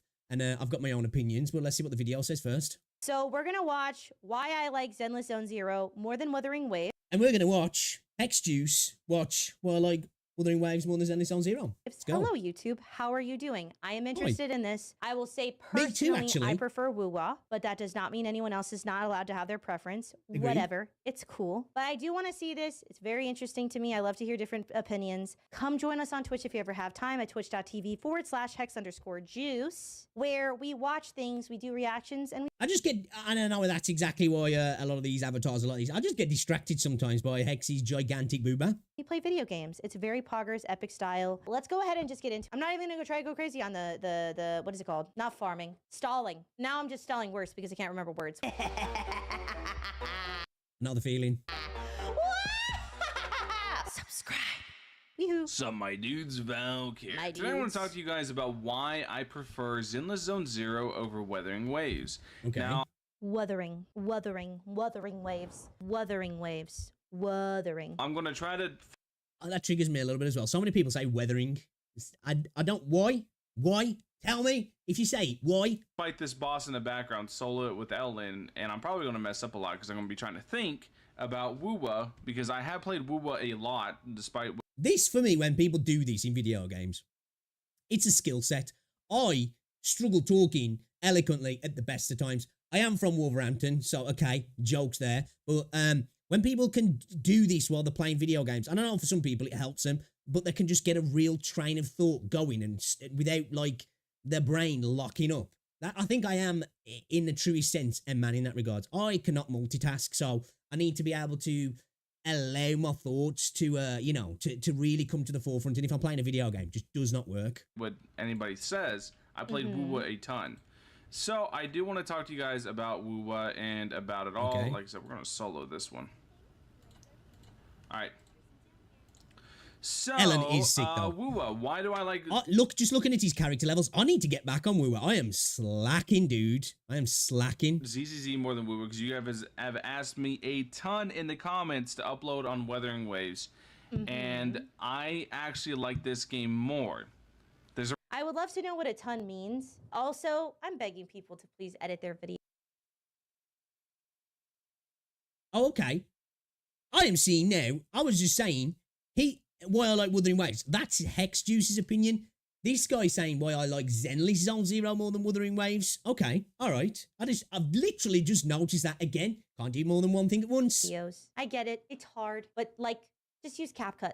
I would love to know what a ton means for both of those games. How much is a ton of WuWa? How much is a ton of Zenless? You know, how much have we actually played both of those? the reason I'm uploading on ZZZ and I'm not uploading on Wuthering Waves. Personally, I played a lot more Wuthering than I have Zenless. I played quite a bit of Wuthering. I played a decent amount of Zenless, but I am not through all of the content, the story content in the game yet. And none of my characters are above level 30. So, and I've only done a little bit of the Shiyu Defense Force stuff. I think I'm only like level 5 or 6 on that. So, in comparison to a lot of people, I've not played much at all. And it's actually really, really simple whenever you get down to it. It's because while Wuthering Waves, I do believe, is a very good game. I do like the holographic bosses and stuff like that because they're hard. Holographic? What? Shinies, man. We do have shinies in the game. He means holograms. Holographic? I wish they were, honestly. I would be way cooler if the holograms look like this. I'd rather them be holographic. We got, yeah, Pokemon cards type shit. Yeah, that'd be way cooler. Some Holographic. shinies, bro. They take a whole lot of like effort to actually like beat. Then it takes a lot of like... Personally, I'd prefer like the full art holograms. Holos are cool or whatever, but limited edition alternate art holograms is kind of my personal thing. Me personally. ability to play the game, but the thing is, so does this. To play this game like against the really, really hard content, it takes ability as well. Now, I will say, like, the holographic bosses can be really, really, really hard, and most... I'm sorry. I'm doing that, like, minor spelling mistake thing. I'm sorry, but, like, please. just the pins, but yeah. The other thing is that Wuthering Waves is right now, currently, it feels like a different flavor of Genshin. And if I wanted Genshin... That is a fair take, in my opinion. I don't feel that so much, but there's many similarities across the games, because at the end of the day, Wuthering really took a lot from Genshin, and I'm one of those people, doesn't bother me at all. I'm even at that level where a bit of plagiarism doesn't bother me. Is if it's better, hey, consumer, I'm happy. But I think that's totally a fair take. Combat's quite different, but overall the games are very similar, aren't they? I would play Genshin. I think, and this might be a controversial opinion, I think that is fair to say. Yeah. If totally you fair. don't like the formula that Genshin utilized, you're probably not gonna like WuWa that much, because Agreed. Agreed. They are like essentially the exact same genre of game. In essence, if you don't like Genshin, if you don't like Breath of the Wild, you're not gonna like WuWa. And I think that's okay. It might not be your preference of type of game. WuWa has more hardcore content in it. It definitely has a better combat system that I prefer. It has a lot more smoothness. The traversal is significantly improved. Significantly. Dude, that is one of my biggest gripes with Genshin. The freaking stamina system. And anything over a certain height, it's just like, well, I guess I'm going around then. However, if at base, you don't like that kind of game, you're not going to like that kind of game regardless of all of those other improvements. It could be the best. It's like hardcore shooters, you know, if you're not into dying fast, round-based, competitive shooters, you're probably not going to like CSGO, and there's a very good chance you're probably not going to like Valorant as well. They're different flavors of the same brand of freaking ice cream, really, aren't they? You know, it's the same thing, really.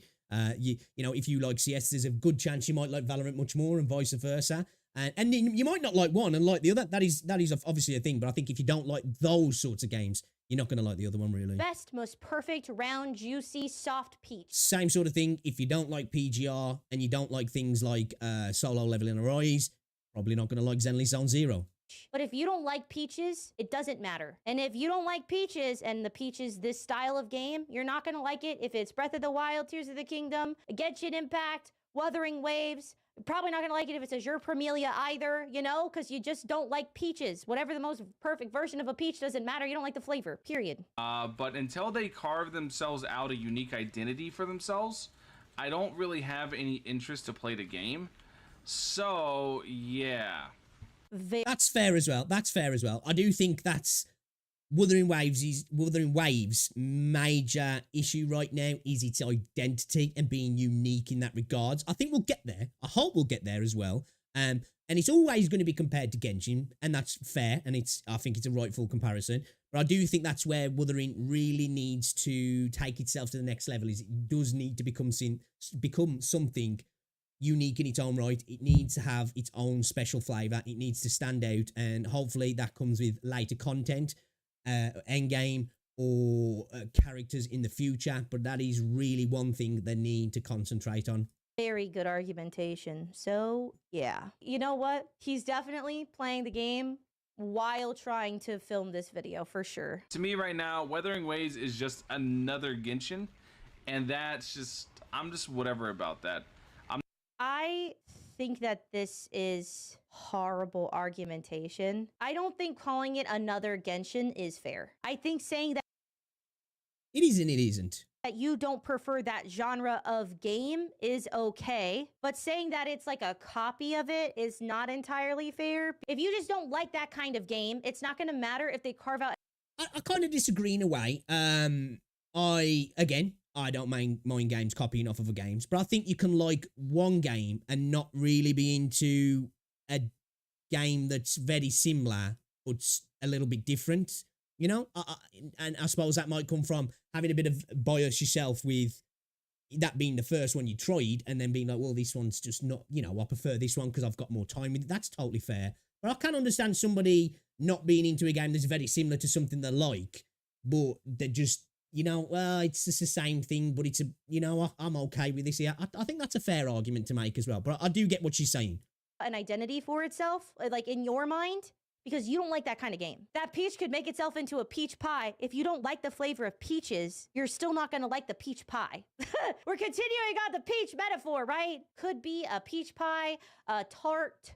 It could turn into jam, but you still don't like the taste of peaches. And so you're probably still not going to like any of those things. And so like it carving out its own identity might not matter if you just don't like what it is. And that's fine. That's okay. That's preference. I'm not like... I don't know. She's right. It is preference. But I do think there'll be people that like Genshin and think Wuthering Waves is fine, but are not such big fans of it because it is very similar to the thing they like already. And they maybe want something. Some people want a bit more variety, don't they? You know, there's some people I'm like, I can play both easily. There'll be some people I'm like, well, I like the improvements in Wuthering and I prefer that. But there will be people that want, well, I like Wuthering and it's got potential, but it needs to be a little bit different for me. I want a bit of the same, but I also want a little bit different, if that makes sense. Like I said, I don't dislike it, but I don't like it at the same time. Like, This is just somebody who doesn't want to say that they don't like WuWa because people. I don't know. I kind of disagree there. I think I kind of understand what he's trying to get at. I think it's probably he's maybe not making such an eloquent argument that he could do if he wasn't playing the game, and he's playing the game, so maybe, like, you know, he's concentrating on that at the same time. But I genuinely do understand where he's coming from, and as somebody who prefers Wuthering Waves of Genshin, you know, I get that. I don't need to be playing both because I've kind of got what I want in Wuthering Waves, but I do like Genshin at the same time. But I don't need to be playing both at the same time because they are quite similar, but one, in my opinion, is just that little bit better, so that'll take up that section of that kind of game for me, if that makes sense. People get mad at them. and before you guys go, oh, you didn't give Wuthering Waves a solid chance, I probably played more than most of you guys. I'm level 50 in it. I'm almost 100% exploration and everything. I've beaten everything. There's literally nothing I have yet to have done.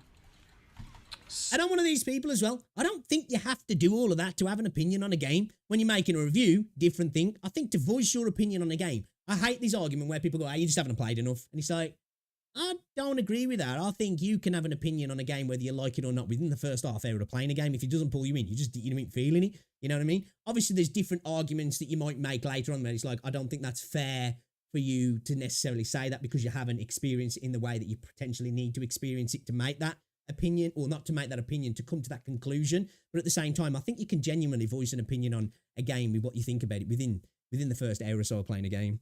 So I just decided to... That's the part I don't understand. I don't like Horizon Star Rail, but I'm into other popular gacha games. Being a major Genshin player, I think I like WuWa and ZZZ and Genshin equally. That's totally fair as well. That's totally fair. You know, kind of chill on it. And just, if they improve it, because I actually like Kuro games a lot, because I played PGR. A lot of you guys don't know that. But I played PGR. I actually like Kuro games a lot, and I have a lot of faith in their ability to improve it. But as it is right Guys, I am an individual that has a hard time having good argumentation that is clear when I am playing a video game. I would say Agreed, that I'm Hex. actually a pretty I agree very much on that. I struggle at the best of times anyway. Definitely not when I'm playing a video game. intelligent person. I'm pretty well spoken for the most part. However, when I'm playing a video game and trying to do challenge content, especially, I become a dummy, as do the vast majority of people become Agree. stupid when they're trying to play a game well and they're trying to have a thought. Highly recommend, if you ever desire to do this kind of content, film the gameplay and then film your take. I do agree with that. I do genuinely think, though, he's voicing his opinion in a well enough crafted way that I get what he's saying. You know, I genuinely do. Again, going back to that thing of you can have something very similar, but just you don't need both of it, you know? One's just enough, and that can be a reason not to like, not necessarily to not like it, but, you know, it's not the thing you're going to put a lot of time into. Especially if you don't use a cam, slap the fucking take on the background of the gameplay, please, so that you can actually have nuance and not end your argumentation in so, yeah. Right now, I just don't really care Fair to make point. content on Fair it. point. That's fair. So I really do prefer ZZZ over it, because ZZZ also... But the thing for me as well, though, where I start to pull away from what he's saying is the comparison, comparing Wuthering to Zenless, in saying, I prefer Zenless over Wuthering.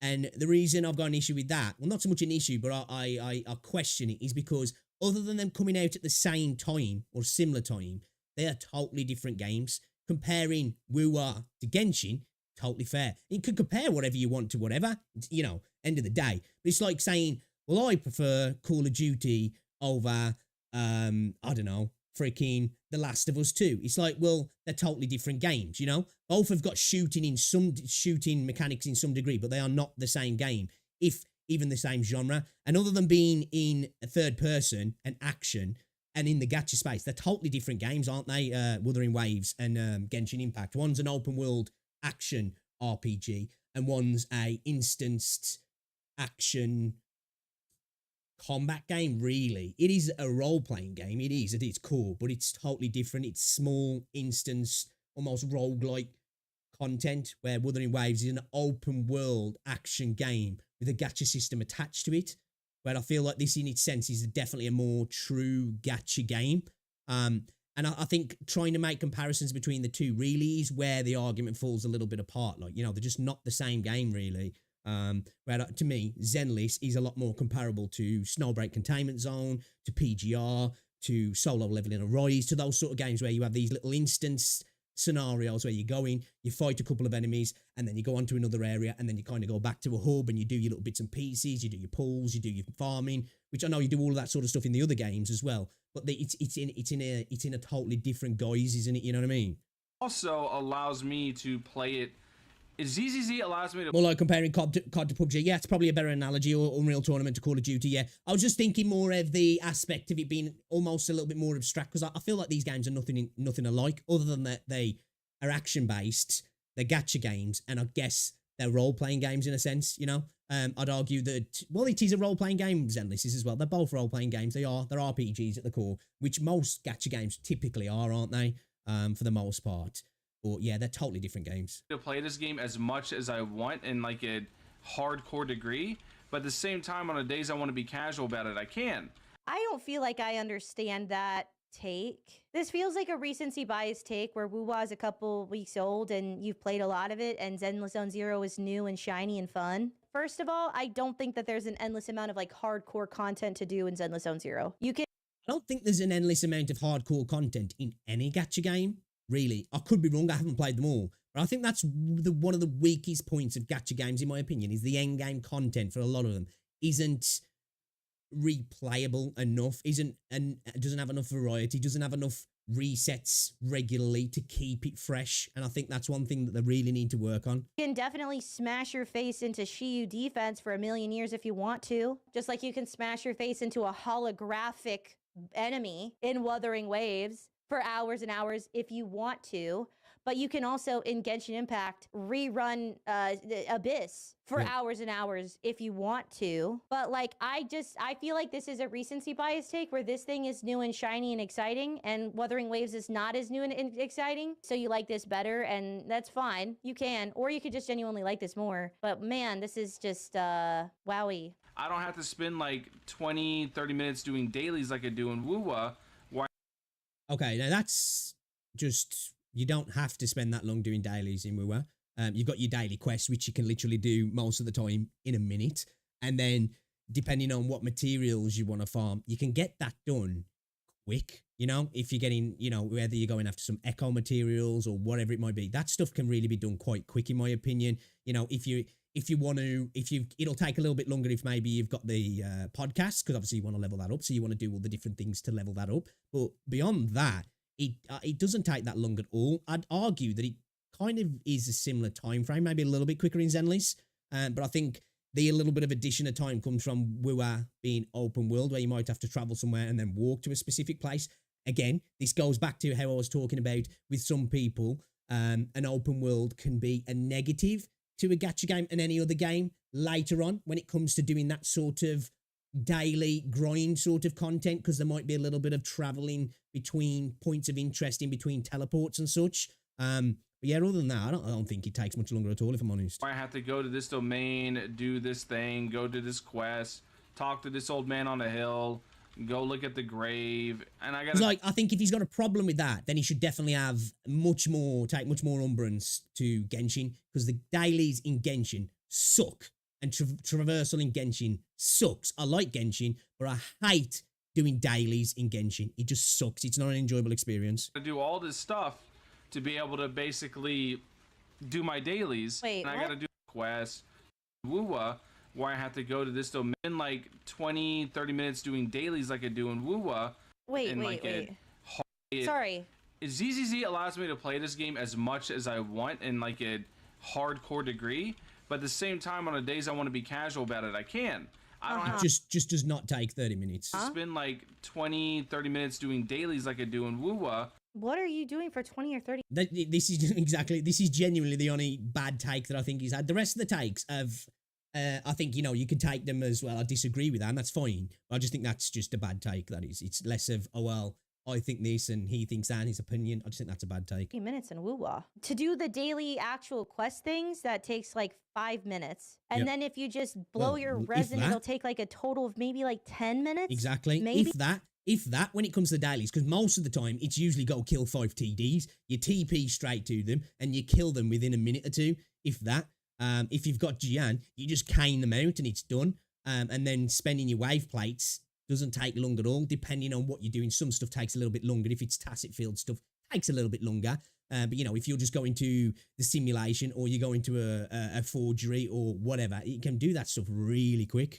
I will say, I do like Zenless Zone Zero has the quickest dailies of like any fucking gacha game known to man. It's awesome. They it's are great. quicker. Definitely, I agree with that. Except they are maybe quicker. HSR. Yeah, that's fair. HSR is also very fast because you can AFK it. That's actually true. That's true. Yeah. They're similar, Or I have yeah. to go to this domain. I'd say in that regard, HSR is the best because you can just autoplay and go off and fucking play with your dick if you want to, you know? Do this thing, go to this quest, talk to this old man on the hill, go look at the grave, and I got to do all this stuff to be able to basically... That's the most annoying daily, is when you have to go to the grave, because that usually you have to TP and then you have to do, like, it's a decent, well, not a decent walk, but you have to do the little walk, jump down towards the grave, then go back to the dude. That is the most annoying one, and the one where you sit down to take the picture. But other than that, it's usually just go kill the TDs or the cat one. They're much better than Genshin's, in my opinion. Do my dailies, whereas in ZZZ, I showed you guys, you spend 30, 40 seconds, your dailies are done.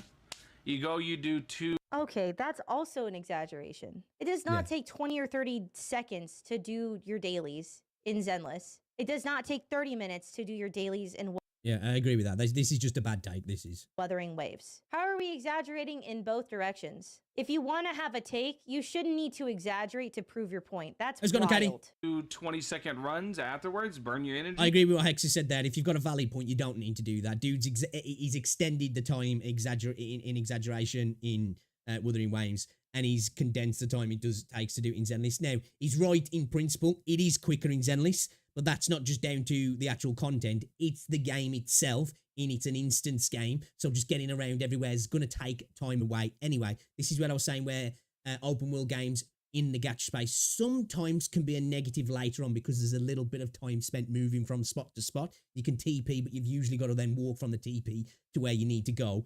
But they are quicker in Zenless, but it's not 30, 40 seconds, and it's not 30 minutes in Wuthering Waves either. You're good. That's your dailies.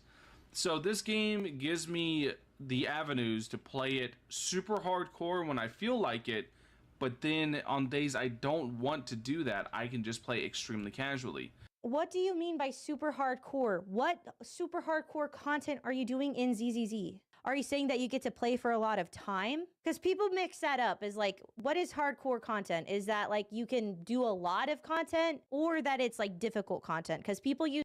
We were talking about this the other day in stream, between the difference between casual and easy. Some people always take the idea if content's difficult in a game, then it's not a casual game. And I totally disagree with that definition of what a casual game is. A casual game for me is something that allows you to just hop in, hop out. You know, it's more of a time sink situation. It's more of being able to just play it how you want to play it. The game is created to allow you to engage it in whatever way you want to do it, you know? I don't think it's got anything to do with the level of difficulty of a game. There are games out there that are quite hard, that are super casual still, because they allow you to hop in and hop out. It's just that the level of difficulty is higher. Use those things interchangeably.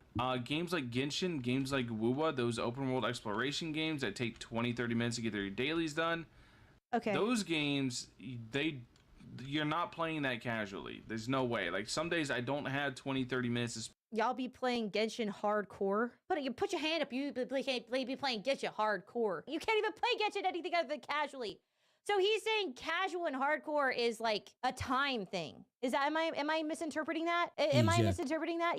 For him, hardcore and casual is an amount of time thing, not a difficulty thing. Is that how he's using it? See, like, I think I disagree probably with Hexia. I think she's seen it as difficulty is the difference between a casual game and a hardcore game. But I'd fundamentally disagree with that. I think it's more in how the game allows you to tackle content, whether it allows you to do it in as many ways as potentially possible, and allows you to be in and out of the game as well. I do agree with that in that sense, because that's what makes a game casual for me. That's why many mobile games are casual. That's why gacha games are casual, because they allow you to do that, really. Apart from your dailies, you really don't need to be spending a lot of time tackling content. Now, I think difficulty has got nothing to do with whether a game is casual, in my opinion. There's hardcore content in a game that's difficult. That's different, but a game being casual to me I disagree with that. I think a game being casual has got nothing to do with how difficult it is. I genuinely don't understand. You're not playing that casually. There's no way. Like, some days I don't have 20, 30 minutes to spend to be able to fire up the game, especially whenever you consider a launcher. You launch it and everything. Bro, what are you playing on, man? A fucking potato. It does not. I'll give him this at the minute. On Wuthering Waves, to apply some of the freaking patches sometimes, the game loading up seems to be a lot longer than it used to be. But the idea that, dude, man, fuck, bro. I ain't got 20, 30 minutes. Like, the game's taking so long to load up. I'm spending 19 minutes doing that. It's like, come on, man. I think he's been a little bit disingenuous now with the daily situation. You sit down, before you know it, 20, 30 minutes turns into 40 minutes, etc. No. Even when I do my dailies on Wuthering Waves, I can usually crank out everything I need to do my daily quest, do my stuff. And I've got the podcast as well, so there's a little bit of extra busy work because I want to try and level that up. I don't usually do everything, but just try and do the daily stuff and some of the weekly stuff. And I can usually get that stuff done along with using my wave plates in like 20 minutes max. You know what I mean? And that's max, and that's doing the podcast. Take away the podcast, 10, 15 minutes and your stuff's done. You know what I mean? A minute to 5 minutes max to do your quest. And that's probably exaggerating a little bit. And then you can spend your wave plates rapidly. And some days I don't have that time. I don't have the time available to do that. Whereas in ZZZ, I almost always have the time to spend the 5 minutes it takes to get all my dailies done. I thought it was 30, 40 seconds to do all your dailies. Yeah. Now 20 is 40. We don't know. Hey. I think potentially he's just been a bit disingenuous, that he maybe likes the gameplay loop of dailies in Zenless, and it feels like he's spending less time. Because I think, honestly, I feel if you've got the time to do your dailies in Zenless, you've probably got the time to do your dailies in Wuthering Waves. I think that, you know. I genuinely think that. Now, I'm not saying that it's not quicker in Zenless, but it's not to that degree where it's like, well, I can't do that today, you know? Yeah, even if it's doing it before you go to bed or something, you know what I mean? Or just as you get home. I think you've got the time to do that personally, if it's that important to you. If it's not, then you just don't. There's plenty of times when I don't play a game like that. I'll literally some days just log into Wuthering Waves to get my asteroids because I've got that monthly pass. Because like I'm too busy to do that. It's not very often though. I've usually got the time, even if I do it just before I go to bed, to just hop on Wuthering Waves, do my daily, do my wave plates, do a little bit of my podcast, and then go to bed. Time is difficult. It's a very timey-wimey situation here. So yeah, that's basically it. Just the differences in, I like how easy the dailies are to do and how casual I can play ZZZ more so than... I do think though that Zenless is designed to be a little bit more casual in terms of being able to hop in and hop out than Genshin, Wuthering Waves, and Star Rail. I think Star Rail's probably easier in the sense that obviously you can go on autoplay, but I do agree with that. And WuWa, which WuWa's pretty demanding. No, it's not. And then I also like the difficulty and the very well, not really well, no, I do like the difficulty in ZZZ because Shuya, these two modes right here, Shuyu Defense and Hollow Zero, are both very hard whenever you get to the end. But I like how combat focused ZZZ is. I mean, honestly, like the later areas of Shiyu defense do get like pretty challenging. I'll be real. I think it's fair to say that the later areas of Hollow Zero get pretty difficult. As I've done the last levels of a couple of them. It's definitely challenging. Very, very hard, no. I failed once because I took the wrong characters. I also don't think that... I feel it's just more of a DPS check and a time check, wherein something like Wuthering, it's about mechanical skill, timing. Now, we spoke about the issue in the last video we won't get into, but it's about timing, your dodges, your parries, learning patterns, which I'd say there's some of that in Zenless, but it's definitely a lot more in terms of your right character and your DPS and doing it within the time, really, and characters just becoming a bit of damage sponges in the later stuff. And that's coming from somebody who hasn't got to that later stuff, so I can't really comment too much about that particularly. The difference between casual and hardcore is time spent. But additionally, for most gacha games, there is a choice to do your dailies and spend 10 minutes. I'm sorry to keep pausing it, but when it comes to the casualness of a game, I do think if a game allows you to only spend small amounts of time in the game to get stuff you want to get done, whether it be there's totally different amounts of stuff you can get done, but I think a game is casual if it allows you to do that. I don't like sometimes I think the idea that hardcore and casual have to be these opposing things? Because to me, hardcore means something different to me when I think about video games. I don't just necessarily think of difficulty. Like, I think there's difficult content and then there's hardcore content, where to me, they're kind of they're crossover, but they're a little bit different, if that makes sense. Minutes, or play for a little bit longer and do other grinding shit. Or just slam your face into difficulty modes because you feel like it, why not? ZZZ is very combat focused, and also... I mean, if we're gonna use Hollow Zero and Shiyu defense, Hollow Zero is still majority spent in TVs. Also, Hollow Zero... It is when you get to these end game stuff, it might be more combat focused, but throughout the game, it's not so much. Definitely not. Zero takes a lot of time, yeah, but like Hollow Zero is also majority not combat. It's majority TV shit. I think it's the most fun application of those TVs for sure. Agreed. But I mean, even in the higher levels of Hollow Zero, it's still mostly TVs. It's not mostly combat. He's talking about combat. If you want, and then going through the story, if you add the story in as well, there's a massive amount of the game dedicated to TV systems and obviously cutscenes and stuff, and very little in the early stages of the game dedicated to combat, in my opinion. Combat, you're going to do way more of that in WuWa than ZZZ, period. So a lot of you guys don't know this, but ZZZ took a fighting game approach to a lot of its combat systems. They talk I think almost everybody knows this. Yeah. about it in the Street Fighter 6 interview. It's not a hot take. I've spoke about this multiple times. It you know, it is. It's not like he's spilling any information that most people don't really know about here. That they did this little like collab thing between ZZZ and Street Fighter 6, where they talk about... Agreed, Katie. I think that's what it is. He's got the FOMO. He needs to get it done at the end of the day. I think if you have that, maybe gacha games are probably not the game to play in that regard. They are still casual, but you are kind of not required, but if you want to get everything out of the game with as little spending as possible, you do need to do your dailies, don't you, really? About it, how they tried to design it, and they tried to have a lot of share a lot of similarities with fighting games. So you guys don't know this, but I have a massive background in fighting games. I think there's the crux of it then. I think there's the crux of it for this dude. Again, the video for me started out with some totally fair takes. They were all opinions that I don't share, but I understand, and I think they were fair. But this is where, like, I think it's just coming down to that this guy is comparing a game in a genre that's more suits another genre he really likes to a game that's nothing like the game he's playing or the genre that he likes to play. If that makes sense, you know. I think this dude likes combat fighting games, you know, actual freaking beat 'em ups, and he likes the element of that in this game, I guess, and that this game is an instanced game as well, and he's just not that big into the open world side of things, which is like, I think that's the biggest issue here. This is why, again, I say, I don't know why. I understand it because the games come out pretty close together, but I don't know why there's this incessant need to compare the two and say, well, I like Wuthering Waves more than Zenless. Well, I like Zenless more than Wuthering Waves. If you're going to do that kind of argument, for me, it should be Genshin and Wuthering Waves. And when freaking Neverness to Everness comes out, that should be compared maybe more to those two and Azure Premilia. Like, it's wild to me to compare Zenless to Wuthering Waves in that regards, other than that they just came out together, to compare how the games play. They're just different games.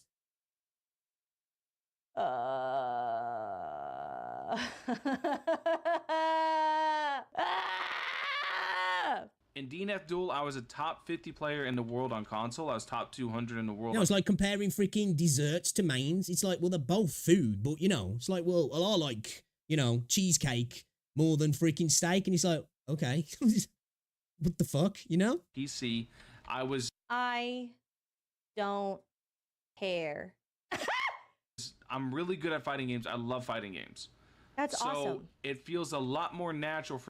There is a lot of ego that comes with players who play fighting games, isn't there? Obviously, I understand the competitive nature, but there's that in first-person shooters as well. But I just there's this real weird like expression of ego in fighting games, and I feel like they have to like throw it out there to everybody. It somehow means they've got some sort of like they definitely have like a bit of a superiority complex, I've noticed. For me to gravitate towards the game that is much more like a fighting game than it is, you know, Genshin. I mean, if we're talking about combat, the combat is not similar between Genshin and WuWa. The world design... And if you're talking about combat, That's the only thing that's kind of similar to a fighting game. And, you know, kind of similar. The rest of the game's got no similarity to a fighting game whatsoever. Is similar. The way they structure their content is similar. There are a lot of things that are similar between Genshin and WuWa. The combat is not that. The combat is the biggest identifier between the two. But like, nobody gives a fuck about your fighting game experience. I'm sorry. And you don't need to use that as a justification why you just like something better than something else. Exactly. You don't have to back up your personal preferences by trying to make intellectual arguments when the reality is you don't like peaches. You don't have to play peaches. Right. You can just like apples better. You can have your reasons why you particularly like them, but like weird take. You don't need to justify it, you know. It's not like you got to really justify it. Just like, well, this, I just prefer this, you know. And then if you're obviously making the video, you can be specific about the reasons, but you don't need to justify it with all this other talk of your history of gaming. This whole thing has been weird. All he's doing is backing up the preference that he's got. Thank you for coming to my TED Talk, basically. Yeah, that's basically it. I just prefer ZZZ way over WuWa, and the reason I'm probably never going to upload ZZZ is because, or not ever going to upload WuWa, I should say, is because WuWa, as of right now, just kind of feels like a better Genshin, which I don't want better Genshin. I want something different. And again, this is where I said earlier on, he was making some valid takes that I don't agree with, but because Hex was like, you know, you could just have like your preference in regards to that. I think that you can like both Genshin and WuWa, but not want the same, you know, a similar experience that can put you off. You're like, well, I've got this experience already. I don't need something with a little bit of a different spice to it. I've already got it. I understood that. Just these later takes have been just bad. That should have been the entire video. That could have been the entire video. Because it's my preference, I don't want to play something that's like similar to Genshin. I want to play something more like something that I like. Period. Exactly. The rest of the argumentation, I just don't find valid. Is it valid? Which he did tend to lean into at the start, and then he just went a little bit west. Valid for you to have a preference? Absolutely. You shouldn't have, you don't have to play something if it's not your preference. However, a lot of the argumentation was just not even valid. And really, the end of the day, I prefer something that is more this style than that style. And I'd rather play this, which is fine. But I don't understand the rest of this video. It just was not, it was not good reasoning. Brought up a lot of points that either were not true, highly exaggerative, or just like sort. That was where he messed up, when he started exaggerating, because he was trying to use facts about the games or differences about the games that just weren't true. They were just totally exaggerated. And once you start doing that, then it's like, that's not really the reason why you don't like it. It's either, as you're experiencing that, it seems vastly different because you're just not enjoying it. Because, of course, when we don't enjoy things, it tends to drag out, doesn't it? You know, your perception of time. So maybe that's what's happening there. And I'm going to give him the benefit of the doubt that I don't think he was necessarily being disingenuous, but it comes across that he is being disingenuous to validate, make his point valid. I am struggling with words here. For the reasoning behind why he didn't like the game. Or not that he didn't like the game, but he prefers this over this, when he could have just said, you know what, I like the way the game's structured because I like fighting games, and not saying that Wuthering's a bad game, but it's just, you know, it's a bit more of Genshin, and I've already had Genshin, and I want something different. Boom. Sort of true about both games, ultimately. Honestly, I would have liked it better if he's just like, I just think it's cool. And like, I would have been like, you know what? It is cool. I agree, man. I like WuWa because it appeals to me more. The character designs appeal to me more. The characters are really sexy and they make my peanuts hard. I like the gameplay a lot better because it's closer to the gameplay that I personally enjoy. I like Zenless a lot because it's silly and goofy and fun and dumb, and I don't have to try that hard. And it's... Hot take. I like Genshin, WuWa, Zenless, Star Rail, PGR, Solo Leveling Arise, and I quite like Snowbreak, you know? Just because I like one doesn't mean I have to dislike the other. Now, there's a tier system to that, but it's all for very different reasons. I like the aesthetic of it, but I like WuWa better. And you don't have to agree with me, which is crazy, right? You don't have to agree, and I don't have to like argue that you should agree with me. WuWa is closer to my personal preference than ZZZ is, but I still like ZZZ. It's just not my like perfect preference. And WuWa. And I agree with that as well. I prefer Wuthering Waves, but I very much like Zenless Zone Zero, and Zenless gives me different reasons to like it. You know, you can like something more, but there's certain things that you get out of Zenless that you just don't get out of Wuthering Waves, and vice versa. realistically is not my perfect preference either. But I prefer, it's closer to what I like want to play, like heavy than Z. Like, you know what? It doesn't even matter. I'm over intellectualizing my own opinion. Who gives a fuck? You like it better. Just say that. Don't try to like make up argumentation like anybody cares. Also, well, I just like I'm gonna intellectualize why I like fighting games better because I've been very high ranking in fighting games. I've been playing them for a million trillion. Going back to the fighting game thing, man, that IO video, oh my god, dude. Another video full of bad takes because you wanted to intellectualize your view of fighting games into a gacha game, and like, man, that video. Grilling years. No one cares. That's fine. This was a video. You don't have to intellectualize or logisticize your personal preferences. You can have them. You're allowed. I will personally give you permission. You can just have your preferences and you don't have to intellectualize them at all unless you're actively saying that something is bad and something else is good. Then it's not about preference. Now you're saying something about the quality, right? If you're saying that you have a preference, you don't have to logisticize it. You can say what you like better, but to exaggerate and make poor argumentation and bad points, not my favorite. That's what I have to say. Let me know what you think. Do you prefer Zenless Zone Zero or Wuthering Waves more? And let me know why if you want to, or just that you like peaches and not apples. Whatever, I don't care. I'll see y'all later. Come join us on Twitch if you ever have time at twitch.tv/x_juice. Baba Booey D's nuts. Boo bye. Good video. Agree with a lot of what Hex said in the video, if I'm honest. Can't disagree. Her views on his initial points early on in the video, I kind of disagreed with because I understood where he was coming from, what he was saying about Wuthering being the same flavor as Genshin, just with the combat being the massive thing that differentiates them because they are similar. And that being fair, that he wants something that's not the same as something that he's already enjoyed. I totally get that. But he lost me when he started exaggerating and just making the comparisons between the games in general, because I just think they're totally different games. And I think, you know, you can like both and have a preference for one, and you don't need to explain why in the ways that he did. And once he started exaggerating, he lost me because it was like, okay, now you're using a false argument now. You know, what you're saying is just not the case, and you're using that to back up your argument rather than just saying, hey, I like it more because I like it more. Simple. Video's done. But I guess that wouldn't have made the video then, would he? But yeah. And the only thing I do kind of disagree with, and I think I disagree with most people like this, I am in the minority. I don't think difficulty of a video game makes it casual. I don't. I think a game can be casual and still be difficult. I think it's about time frame and how the game allows you to interact with it. If it gives you a variety of different ways to hop in, get some enjoyment and hop out, I think a game's casual, you know? If a game is easy, it can still require, you know, a particular way of playing a game and a lot of time to be put in the game to get things out of it. And it's not hard and it's not hardcore, but it's not casual in how you interact with it, if that makes sense. You know, you get what I'm saying? A lot of people disagree with me on that. I know they do, but that's how I feel about things. I think there's a difference in my opinion. But yeah, great video from Hex Juice, reacting to, let's check him out so we don't forget the original video. Valkyria, I think his name is. Yeah, shout out to Hex Juice and shout out to him as well. On the video, I'll leave some links in the description. You go check him out, sub, all that good stuff. Drop a like, everything. Appreciate it. Good video though. Good video.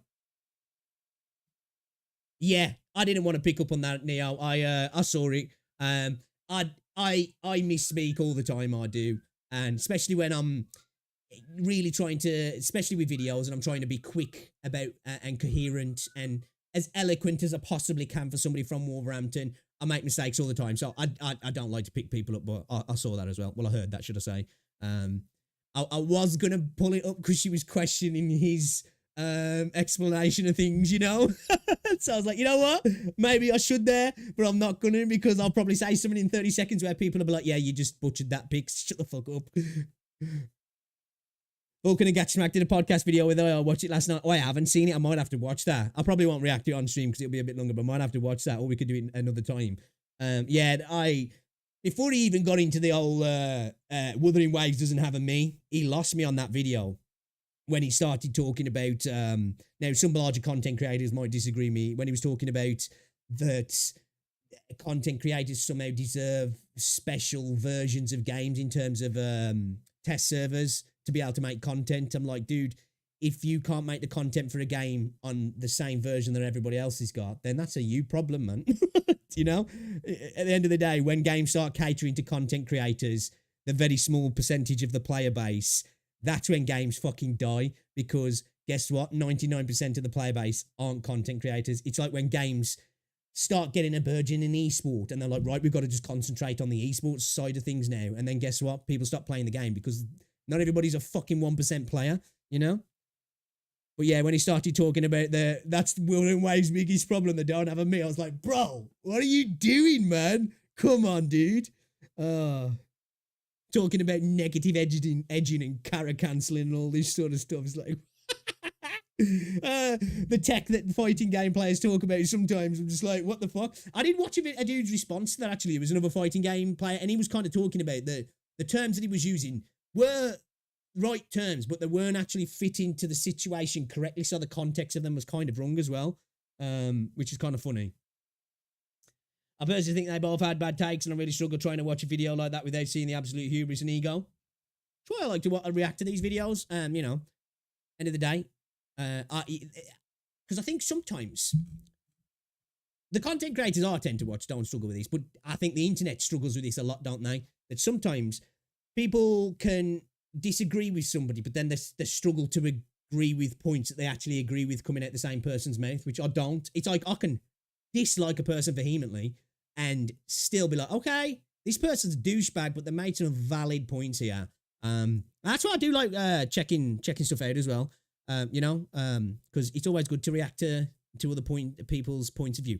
And for me personally, obviously I'm creatively devoid, so that's why I like to upload these videos to YouTube, because it's way easier than trying to sit and come up with my own thoughts off bat. But I can bounce off other people's opinions, and I can explain my own opinion a little bit more eloquently if I'm bouncing off another video. You know, that's why I like to do it, rather than trying to just sit down and you know, just on a stream of thought, like, and just come out with it, because I just struggle with that. And I say eloquently as somebody from Wolverhampton can, I guess. Because like I listen back to myself sometimes and like, bro, I sound like I sleep with my sister, man. You know? Exactly, Katie. That's the way people should be, you know? Sometimes people usually talk shit, but now and again, they'll make good points, you know what I mean? DSP is one of those guys for me, like that. Wings of Redemption as well sometimes. You know, like 90% of the time, they make absolutely ridiculously bad takes, and then they'll say something else, and it's like, hey, oh, whoa. That was a good point. And then you look in the comment section, everybody's like, oh, here he goes again, absolute shit coming out his mouth, and he's like, he's kind of right, though. Maybe not in your opinion, but it's kind of on the money there. It's just that you dislike the dude and you'll never give him credit when he actually makes some sense, you know? No, you don't, learn from near money. We sound thick as fuck. It's a problem, isn't it, man?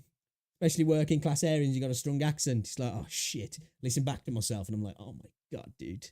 Oh, my freaking God. Jesus Christ, is that the freaking time? Holy shit, I didn't realize that was the time. Yeah, I enjoyed that video, actually. Because I like to watch those sort of videos. I like people talking about stuff they like. Because as somebody who enjoys video games, I always like to hear people's opinions on video games as well. Whether, you know, they're talking shit or they're talking sense. Shall we, I kind of want to watch this video from Big Fry. Talking about the First Descendant. Is it overrated? It's a pretty in-depth. I'm curious about this. Big Fry TV, is the First Descendant overrated? I don't know. I think the game was just okay, but I don't really feel like I've heard it being lauded as some amazing game either. I don't know. Maybe I'm not looking in the right communities, but I don't feel like anybody's really been making out that this game is the new best thing, you know? So let's see what he's got to say. Their DLSS 3.5 technology in just a little bit. Okay, I'm finally getting around to the video on the One thing I will say about the first Descendant though is it does look like Unreal 5 slop. Now, I'm not saying the game's ugly or it's a bad game. I had a little bit of fun with what I played of it. It's probably not the sort of game that I'll really put too much time into because I just think it's a bit repetitive. But it's just, you know what I mean about that Unreal 5 slop? It looks good, but it's just like, you know it's Unreal 5. It's like, it doesn't really seem to have any like artistic presence beyond just looking like a tech demo almost, if that makes sense. The first Ascendant. A bunch of you guys have been asking me my thoughts on the game. It's a brand new Warframe-like game that is taking the world by storm, sitting in the top 10 most played games on Steam since it came out. It's a free-to-play third-person looter shooter built in Unreal Engine 5, and I have to say right up front, for an Unreal Engine 5 game, it actually runs really well. We'll get into that. Yeah, kind of, Neil. Yeah. Kind of like a drag and drop later. So you play as a Descendant equipped with. I don't want to really say asset flippy because it's not, but it, you know, it can come across that. It almost like, I think derivative is probably the perfect word and I think it's because most people are still just getting used to using Unreal 5 at the minute, so they tend to keep in the lane, so to speak. The best game, in my opinion, so far, and I don't know all the games using Unreal 5, but Neverness to Everness looks great. I think that's UE5, and you know, I think that game looks amazing. And obviously, because it's anime style, and I love anime style. So I just think so far, that's the one game using UE5 that doesn't look like a UE5 game. Unique abilities and modules to upgrade, utilizing a multitude of weapons that you can also upgrade with different modules. You can play with up to 4 people in a party, completing various PvE missions throughout the story and engaging in just insane boss fights. The game is... I will give this game that. The boss fights are really good. They're really cool. The boss designs are really cool as well. And they are actually decent fights. Some of the elite mobs are super annoying. But yeah, I think some of the boss fights are pretty cool. It's chock full of content, from a shit ton of missions to play throughout a story that I could only describe as terrible drivel. Yeah. Seriously. Holy shit. Just like another game taking the world by storm called Once Human, I would personally recommend, if you're playing either one of these games, just skipping anything to do with cutscenes and dialogue and just get straight to the gameplay, which is where I think both of these games shine. I've been spending my time playing the first Ascendant, upgrading. Sometimes though, I like playing stories that are bad, because if it depends, it's when games are boring, they suck. I am an enjoyer of stuff that's so bad it's good. You know, sometimes when movies are just like really crap, like the acting, the screenwriting, the camera work, everything's so bad that you can't help but like, dude, this is awesome. This is putting a smile on my face because it's bad. I like that sometimes in video games and certain stories, because like you just listen to it and you're like, what the hell? Like that one dude who came in and his name was Greg. I just couldn't get over the fact that he was talking in this like, I am the destroyer Greg or whatever it was. And it's just like, dude, your name's Greg, bro. What the fuck? Crafting and trying to unlock different Descendants, and for the most part it's a pretty in-depth game with an accessible early game to kind of ease you into that grind. As somebody who doesn't play games like this too often, I'm actually having a pretty good time if my focus is on the gameplay itself, which basically boils down. The combat is tight in this game. It is pretty tight. If you took everything away from this game and you just looked at the actual combat, it's a decent combat system. I'll probably give it like a 7. It feels tight. It doesn't really feel too floaty. You know, everything kind of works how it should be, you know? Down to like grab a mission, go kill things while a simple objective is taking place, like, you know, standing in a circle or having to, you know, kill. Hey, what's up, Cheese? Right, I love that, dude. I love that. Waves of enemies until one of them drops something, and then you got to grab that item, run it over to a generator or a robot, power that up. It's very simple gameplay. Yeah. And then basically you do the objective, you kill a bunch of things, and then you move on to the next mission, which is essentially the same thing.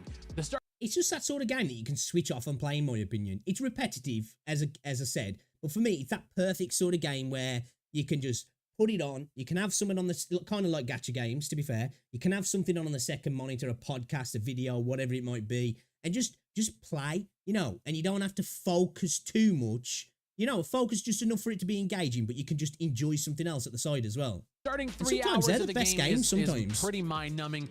Enemies are bullet sponges. They really don't pose a threat at all until they do. But the game services its goals well and gives you a ton of things to work towards and craft and basically unlock, you know, up front. This is one of those games where you want to shut off your brain for a while, kill mindless enemies, grind, unlock things, craft things. Fry's reading my mind. And just keep leveling. Like, it has that Warframe-like experience, and it does it well enough. Looking around the internet and at Steam reviews, though, you'd think this game killed some people's pets on first startup.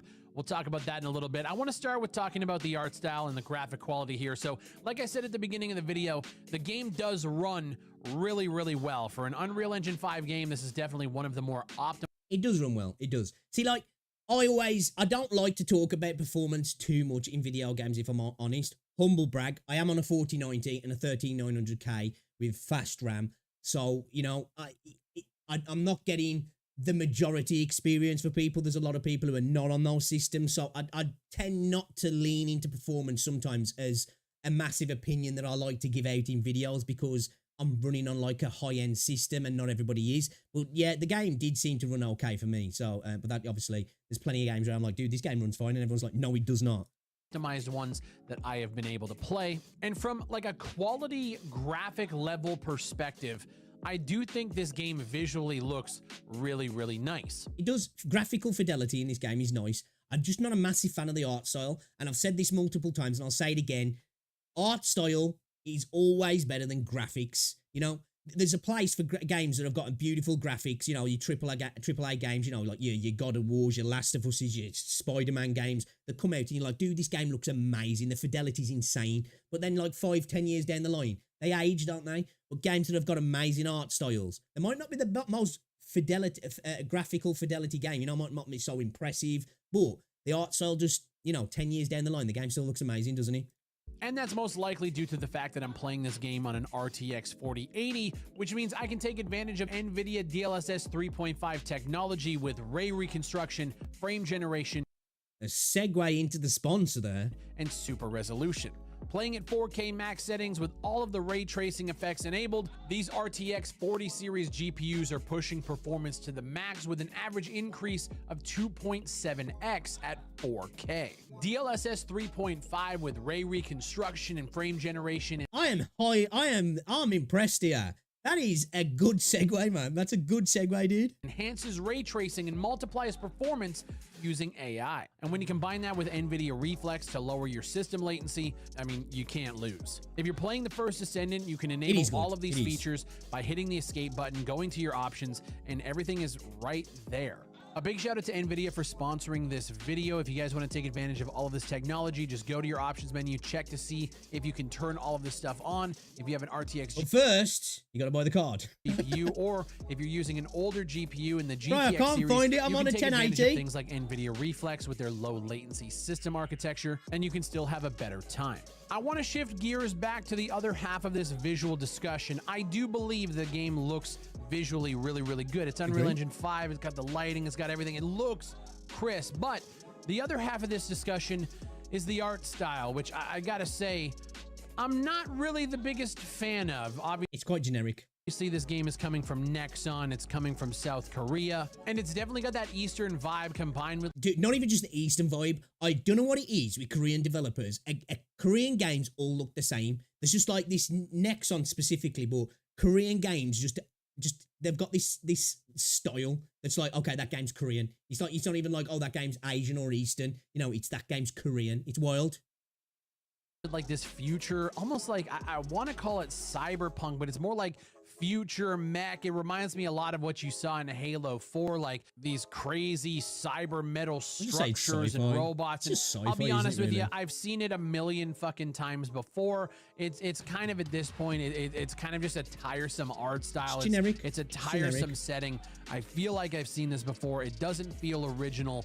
Combine that with the story that's going on at the same time. The whole world just seems so uninspired and almost soulless. You're running around. Agree. This was my major complaint with the game. The game is, the world's dead. It looks pretty, but it's a dead world. You know, unless you're engaged in a quest that's spawning enemies, there's nothing happening apart from other players potentially running around. It's just empty, and it's kind of like, it's boring. It pulls. It's not immersive. It's just not immersive. You're doing these missions, and while the gameplay is very, very fun, the setting that you're in, it really just leaves a lot, at least for me, to be desired. Now, with all of that said, I'm currently in the 3rd or 4th zone, completing quests that basically boil down to like world quests around the map in any MMO. The game can definitely get repetitive, which is why the focus is on building up your character from their mastery ranks to modules to weapons. The whole goal is that things are repetitive for you to build your character out and then take it into large-scale boss fights like this. Now, for me, this is where this game kind of shines. Because some of these boss fights, I think they just look freaking cool, man. And they are actually quite fun to play as well. Just got out of my. Oh, she's looking at me! Oh, fuck! Oh, shit! Don't die! Don't die! Don't. Hopefully they will have more settings, but I wish they had more settings and rather than they just these almost like constructs that you spawn into. I don't know how else to describe them. Like, you know, the map you're in, it's just like this kind of construct almost, and I'd like there to be a bit more variety in that as well. But yeah, that's cool, man. Don't die! I'm trying fucking not to! Oh! Run! Shooting her right in the pussy. Fuck her right in the pussy! It's working. Whoa! There, she's dead. Nice. Look at all that shit. Woo. Yoink, yoink, yoink. Now, the character I chose at the beginning is Lepik, who is like this assault who throws like grenades and gravity well. Sorry to keep pausing. That's another thing that I wasn't a massive fan of. The 3 characters you get to choose from at the start of the game are just non-inspiring. They just look really generic. The dude who's like the shield guy looks kind of cool. He looks like just like a Titan kind of thing out of Destiny though. But he probably looks the coolest. But their set of abilities just seem really unimpressive. They're a lot more fun when you actually use them in the game. But like when you look at the character and you see what they can do, it's just like, these look really bland and pedestrian almost. Kind of like sucky grenades. And he also has a pretty sick overkill that basically inflicts burning damage. His whole focus is doing damage, rolling around, being agile, and just dishing out as much damage as possible. And I like him. I was playing with Fuzzy, who was... Yeah, like the Ice Girl that I use. I liked her. I just think they were sold weakly, if that makes sense. Like when you look at them to choose who you're gonna play as, it's just like, none of these look interesting, and then you play as them, and it's like, I remember I was doing a open overworld mission, and one of the guys who does all the grenade stuff was playing with me, and I was like, oh, actually, he looks kind of cool now. I wish I'd have picked him.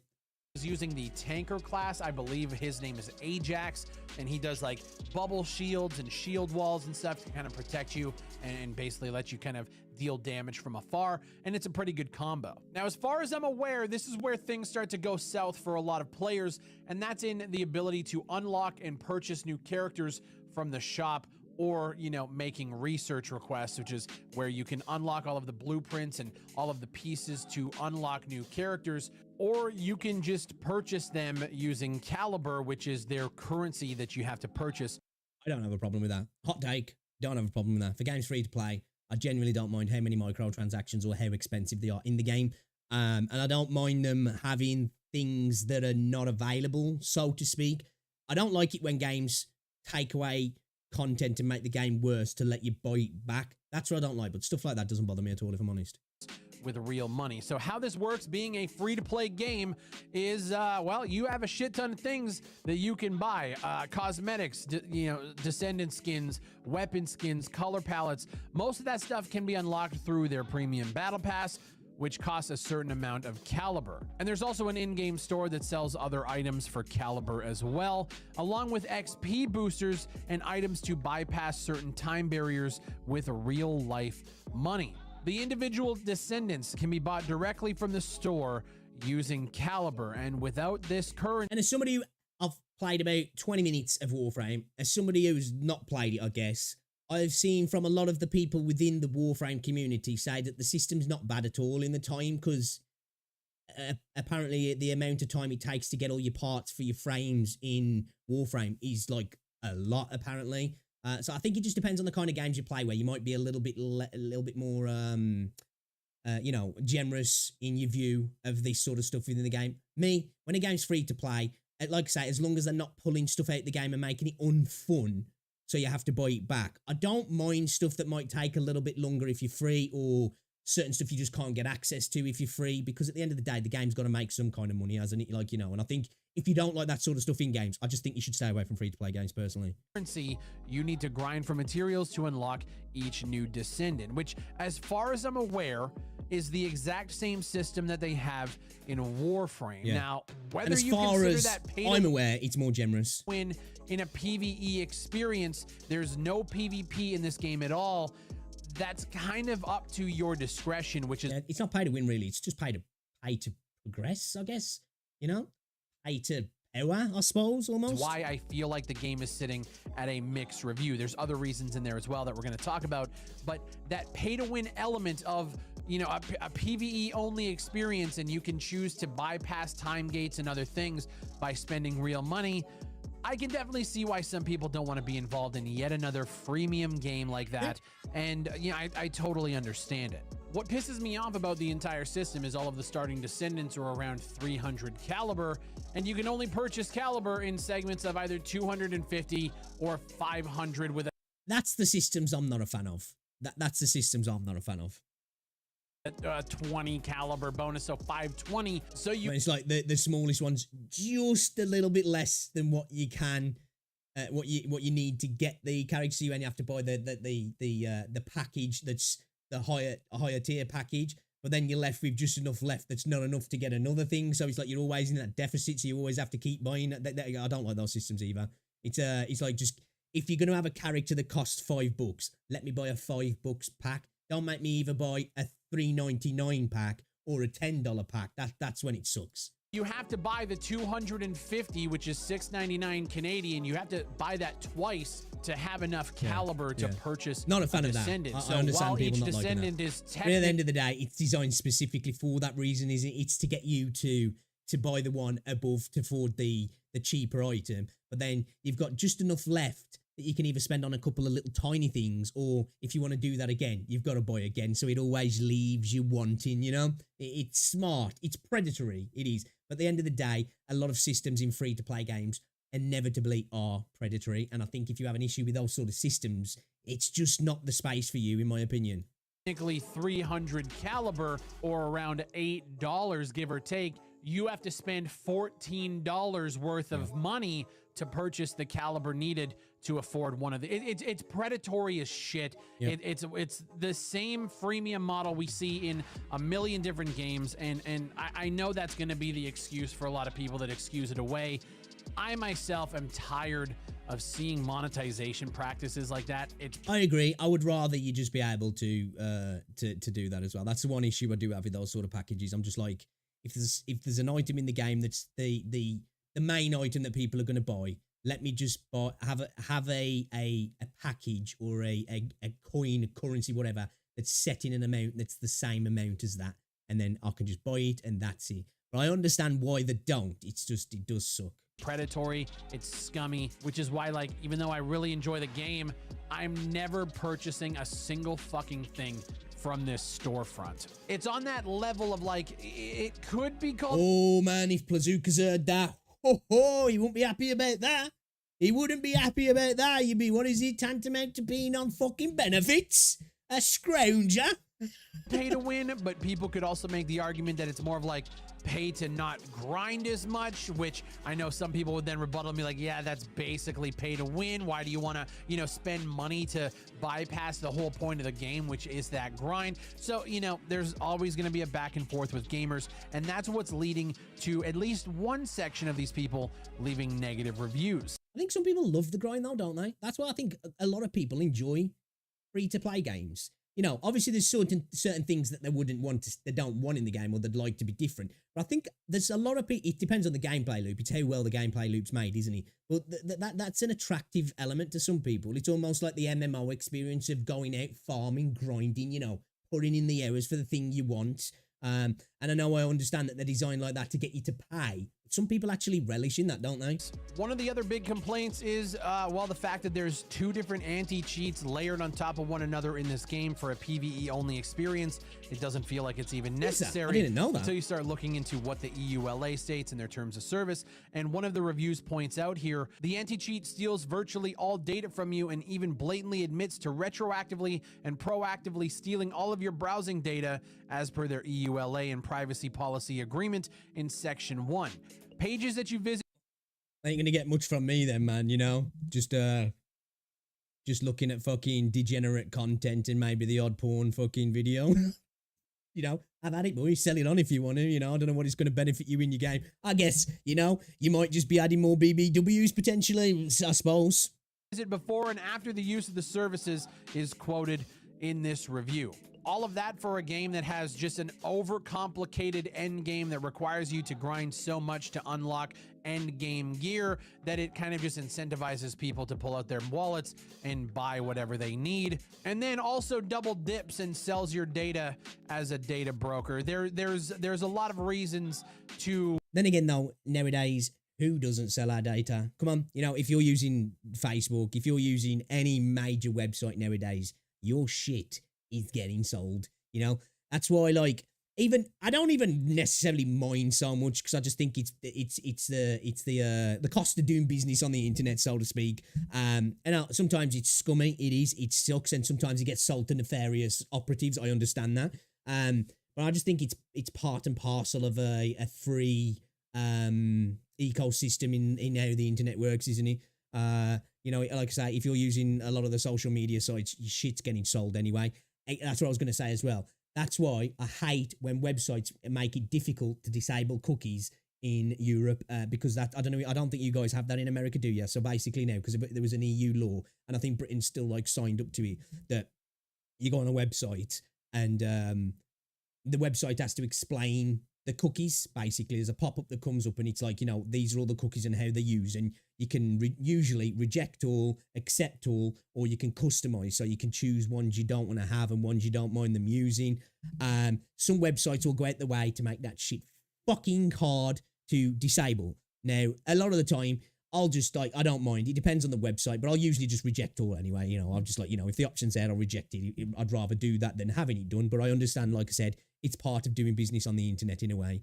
But as soon as a website makes it difficult for you to do that, there's not just a reject all option. I'm like, you know what? I'll fucking get the information somewhere else. I don't want to use your website, man. Because when you're going to make me jump through hoops like that, it's like, fuck you then. Maybe want to avoid something like this. Their monetization model. Just got to say, I'm noticing Fry's falling to his death quite a lot here. I'm liking it. Model is flawed. If you're going into this game thinking you're just not going to spend any money, all the more power to you. I think you can have a good time with it, but just know it's a free-to-play game, monetized out the ass. They're going to want to incentivize you to spend real money. And here's the thing, I know there's going to be a lot of people that don't spend $1. I'm not spending a fucking dime on it. I'm going to play the game and grind the way it wants me to. And if there's time gates and everything else, then I guess that's just something you deal with until you don't want to deal with it anymore, and then we just move on to another game. That's really how that's how I'm approaching a game like this, because I'm not a big Warframe player as is. It's not that I'm like hating on that game, it's just something I've never really dived. I couldn't get into Warframe. Like I say, I don't know how long, maybe an hour I played it for. I just couldn't get into it. Maybe if I went at it again now, because I think over the last couple of years my gaming tastes have become a little bit less strict. Not that I've had strict gaming tastes. I've always liked a variety of different games, but just certain things within video games a few years ago, especially more instanced grind fests where you replay like similar content over again. I was a little bit against all that, but I've started to soften up to that sort of stuff now, and I kind of enjoy the grind in certain ways, but it all depends on the gameplay loop. Yeah, I just couldn't get into it, man. Into, so I don't really feel that like emotional connection to be like super pissed off about some of this stuff. I'm just not gonna partake in it. Long story short, I'm enjoying the game, at least for the gameplay itself, the addictive nature of, you know, always upgrading your character, unlocking things, that dopamine hit for unlocking and progression in a game like this is insane. That being said, when you look into what this people actually have gripes super with, you annoying. can see some real like valid complaints from the community that's leading to this mixed review score. But at the end of the day, we always... I am going to make an argument. I haven't looked at any of the reviews, so this is a total assumption, and I'm just like speaking out my ass here, but I reckon there's going to be a lot of negative reviews and people having issues with the game just because of the microtransactions, which I think at the end of the day nowadays is almost a little bit disingenuous from the consumer side of things. Obviously, there's going to be levels and certain egregious systems in video games deserve to be called out, but I just think nowadays we know what we're going to get out of free-to-play games, don't we? We know what is expected, really. You know, we know what the design philosophy is going to be and what the game's trying to do in terms of FOMO, emotional connections, you know, time gates, whatever it might be, whatever the system is. We know that one of them or all of them or some of them are going to be in the game. And I just think if you've got a viewpoint that you just can't stand that stuff, I just think it's best just to stay away from those kinds of games personally, you know, because we've got to face it now. Those sort of things have been creeping into games for a long time. There are premium games, so we're going to expect it in freemium games. I think I understand when people get mad about it when they've paid 50 quid for a game and then there's all these systems in the game. That fucking blows and shit deserves to be called out. But I think a lot of the time it's cosmetics and just extra stuff that makes the game, you know, add some extra stuff, more enjoyability to the game. I don't really have an issue with it personally. It's like to talk about healthy player bases and player pools of games. Right now, the game, I mean, it peaked at 264,000 on Steam. Which is insane numbers. And at the time of recording this video, a 24-hour peak of 150,000. Even with the mixed review, there's a ton of people still... Damn. It's holding numbers then, isn't it? It is holding numbers. Is this game on console as well? By any chance, chat? Do you know? Is this game on console or people in the comments? Is this on console? Oh, it is, yeah. Fucking hell, I'm stupid. It literally says right there, somebody's playing on PlayStation. All right, no need to answer. Playing it, and I think it's doing very, very well. Yeah, if you're definitely looking for something to grind mindlessly throughout the summer, I do think this could be a game for you. You can play with your friends. You can do some PvE. You don't gotta... That's probably why it's doing well. There is that element to it. I think this has probably got a lot of Destiny and Warframe players, so it's like it's probably happened at a perfect time that both of those games have kind of... They've been out for a while, and there's a bit of a, there's a bit of not complacency, but, not even from the devs, actually, but there's a bit of that yearning for that sort of thing from the audience. So it's probably come out at just the right time for people to be like, you know what, I'm going to go grind this for a while until the next thing comes out, like, or the next big content update for one of those other two games, you know what I mean? To worry about hackers coming in and ruining your experience, at least as far as I can see. And you have something to do. I haven't dropped a video on it, but it's going to be coming this week. I will say, if I, gun to head, if I had to choose one game over the other, whether it's The First Descendant or Once Human, both of these games are delivering two different experiences, but they have a lot of similarities. Both are coming from South Korean companies moving over to the West. Both of them have that kind of same weird, like, ooh-woo Eastern aesthetic, but Once Human is leaning more into the MMO survival game and more MMO, whereas The First Descendant is leaning more into that Warframe Destiny style experience.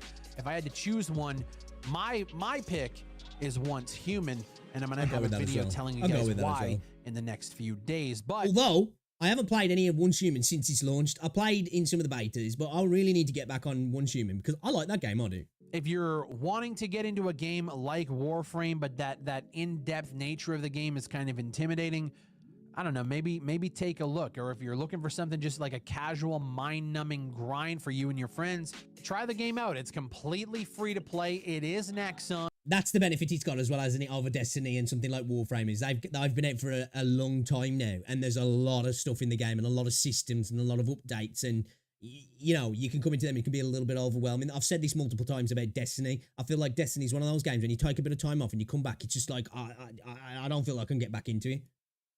It is monetized to hell, but use some self-control and maybe don't spend a shit ton of money on it if you can help it. As always, big shout out to NVIDIA for sponsoring the video. I do think great segue as again earlier. The graphic style and the performance of this game is fucking awesome. There are some things I like about it. There are some things I don't. And as an early player and somebody who doesn't really touch these kind of games, I'm genuinely pretty happy with the experience so far. My name is Big Bright. Thank you guys for watching. Leave a comment down below. Took me a second to figure that out. I'm always curious to know what you guys think of experiences like this. While you're down there, Leave a like on the video, subscribe for more content just like this, and I'll see you on the next one. All right, good video. To be fair, Big Fry usually makes good videos, though. Yeah. I don't think it's overrated because I don't think people are really. I haven't heard it myself giving it that high of a rating. If I'm honest, it's obviously doing well though. Still holding 150k players at peaks over 24 hours is impressive. If I'm honest, I thought it would have dropped down a little bit more than that. Yeah. I think the game's okay personally. From what I played of it, it's okay. You know, it's probably not my flavor, but it's okay. It's not a bad game.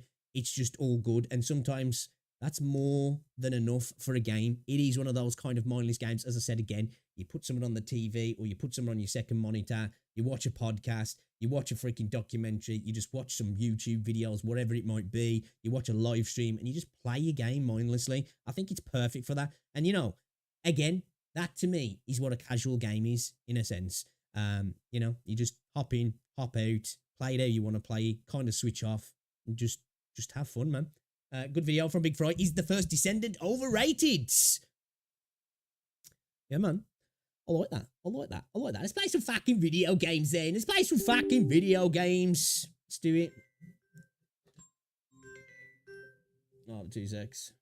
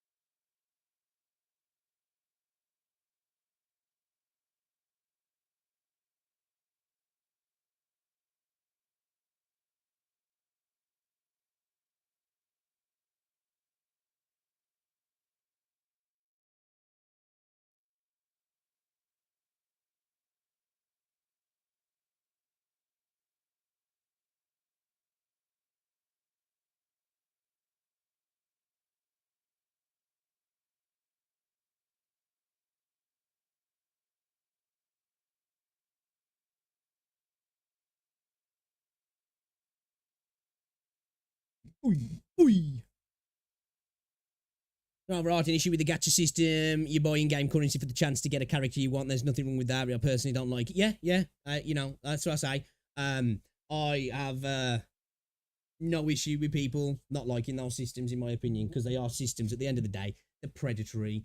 It's gambling. You know, it is. I guess it's not gambling in the technical sense of you're not expecting potential winnings, because I think that's what it technically is, why they get around it, isn't it? Because, you know, you're not like, oh, well, I'm going to put a fiver in the hopes of winning 100 quid. But it is in its sense, isn't it? In the essence of, you know, you're spinning the roulette, and I get that. And I like I say, I don't judge or look at people as having a bad take when it comes to stuff in games like that game as well. The first Descent didn't have an issue with all the microtransactions. I totally get it.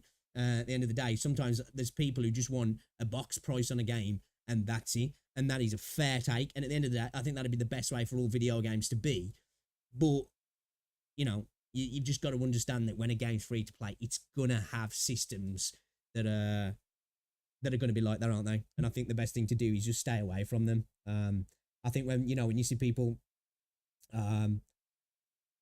going on Steam or whatever, making reviews based solely on the monetization of the game, and it's like, but what did you expect? Obviously, sometimes there's egregious stuff in games where it's like, okay, that deserves to be called out, but 90% of the time, they're systems that are used across all the free-to-play games now, aren't they? And it's nothing new anymore, like, you know? I'm extremely conflicted over it, though, because it's such a gorgeous and good game, though. It is, isn't it? It is.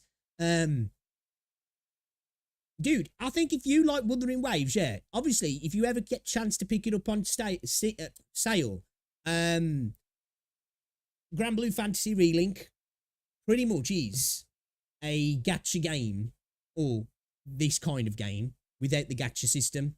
It's a box price game, and it's got a similar sort of combat style system to WuWa. It visually looks similar as well. It's a good game, though. It's a fun little game. I like that game. I've got to go back to it, actually. We played it once on stream, and I didn't play it again because I'm a fucking idiot. You know what I mean?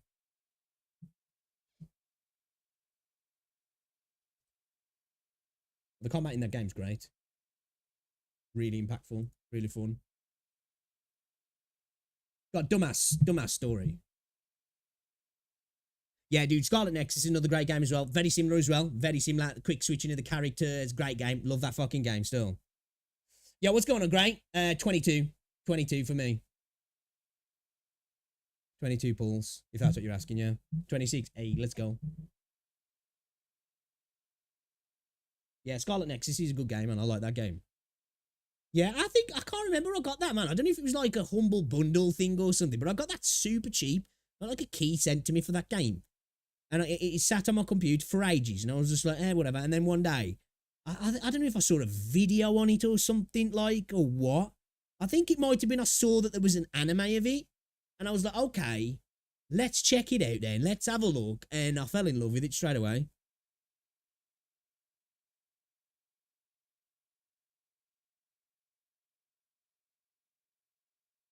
I would have gone into hard pity to get her.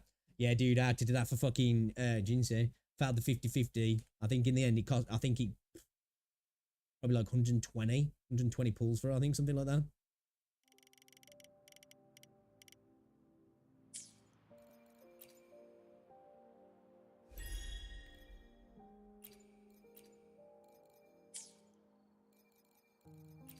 I still need to do the side quest for Changli as well.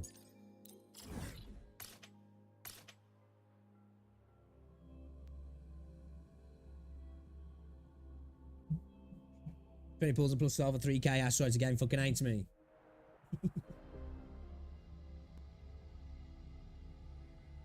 Yeah, I had to do that with Jinsei's weapon as well. Fucking bang on hard pity. Bang on. I had to do the maximum pulls.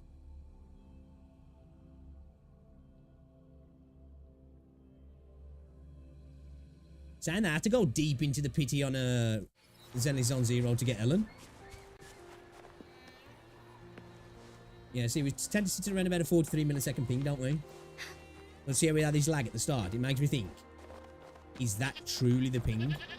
I'm glad other people are speaking about the potential dropped inputs, though. Makes me feel better now about some of the fights. But I've been like, dude, I swear to God I fucking did that, you know? Going against me, no mercy. Together we fight.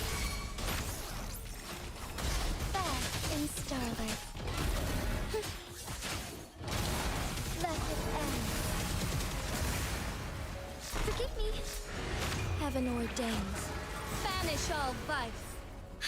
Tear them to pieces. Zapstring, it's our curtain call. Bloom. My field of expertise.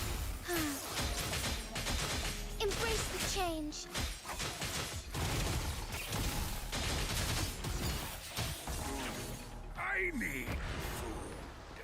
Yeah, I just I watched that one earlier actually. Reacted to that one. And I'm happy I watched that because like it doesn't happen frequently enough where I was like adamant that it was an issue. There was still that part of my brain where it was like, nah, I think you just maybe messed up there. But like quite a few times when I was doing the holograms where I was like, dude, I swear to God, I had that timed perfectly. And then I was just like, I guess I didn't. I just suck. But it looks like, you know, I do still suck. But there's a potential that the game is also fucking me in the ass as well.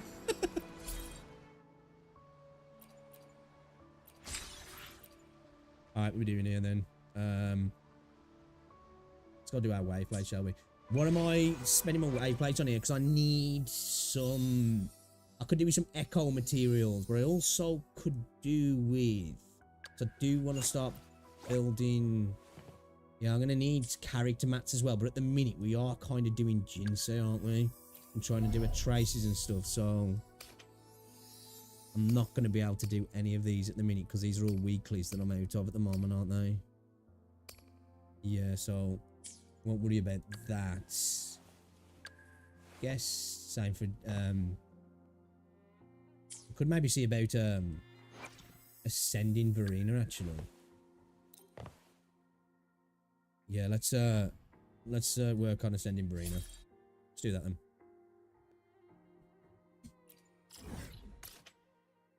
Let's start then. Let's fucking do it.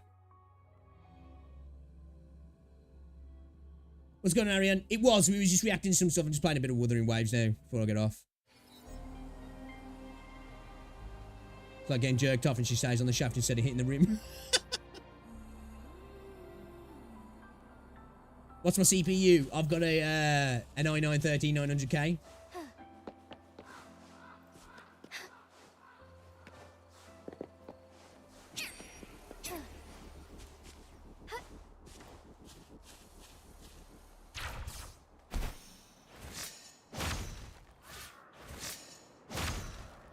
Forgive me.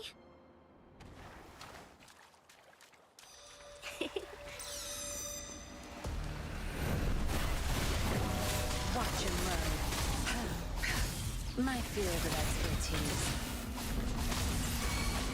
Together we fight.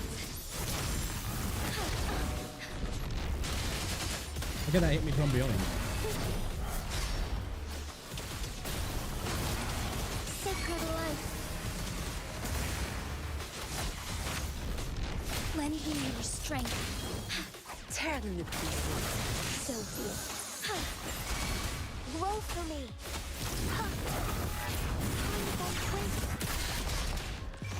That's what I've noticed, that with morning ache sometimes. My field of expertise. Time to wrap it up.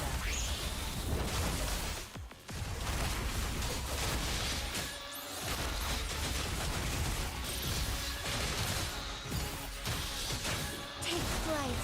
I feel bad beating on the morning ache, so man, after doing that side quest.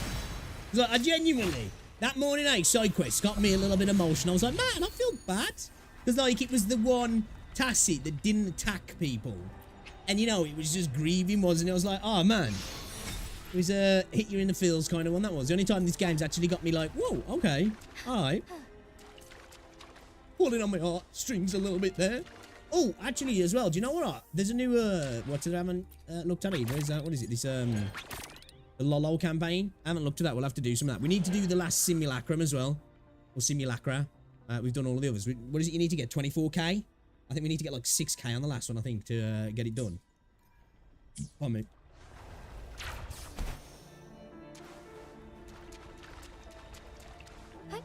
Onwards.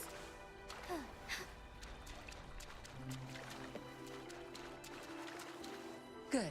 There's no time to waste. Oh yeah, we're building a new game engine as well, aren't they? Is it going to be called the Genshin engine? Did they use Unity to make Genshin? Am I right in that?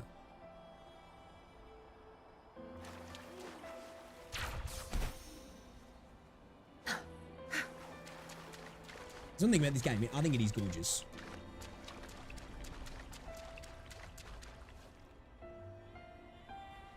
Hold on 2 seconds, chat.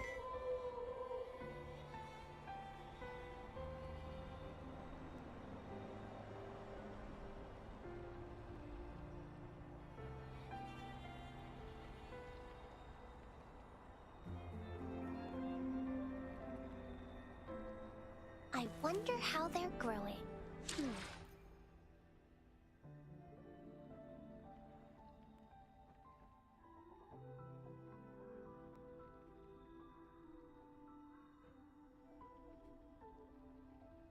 Yeah, that's what I like about this headset as well, man, because I can connect this headset to my phone at the same time.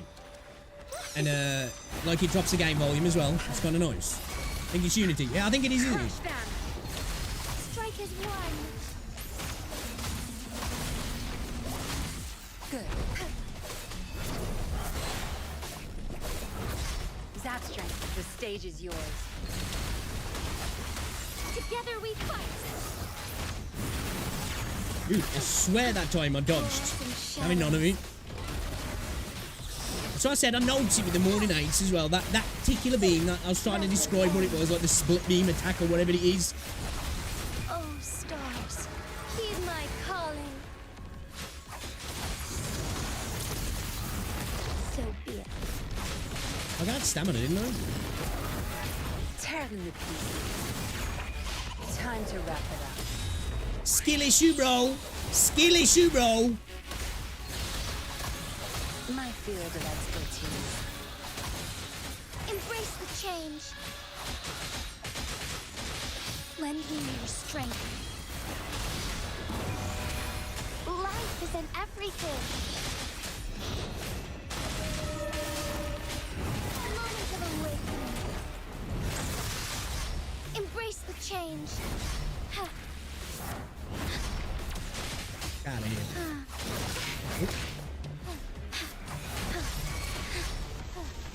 Tear them to pieces.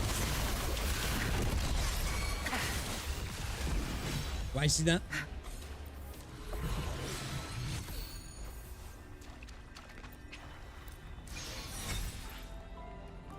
Where are we at? We do need 12. We had 1, yeah, so we're sitting on 7.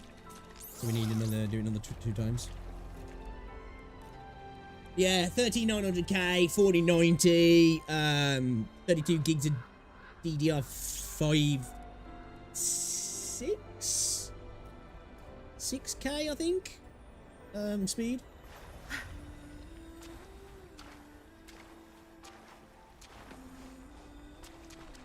Like, I could have a little bit faster RAM and a little bit of a better motherboard, but really, like, you know, from a gaming rig perspective, it's like, at the moment, anyway, you know, as good as it gets maybe from a few percentiles here and there. You know, if you went on what, the 14900K, you could probably get a little bit more, but very, very little, because the 14900K is literally the 13900K.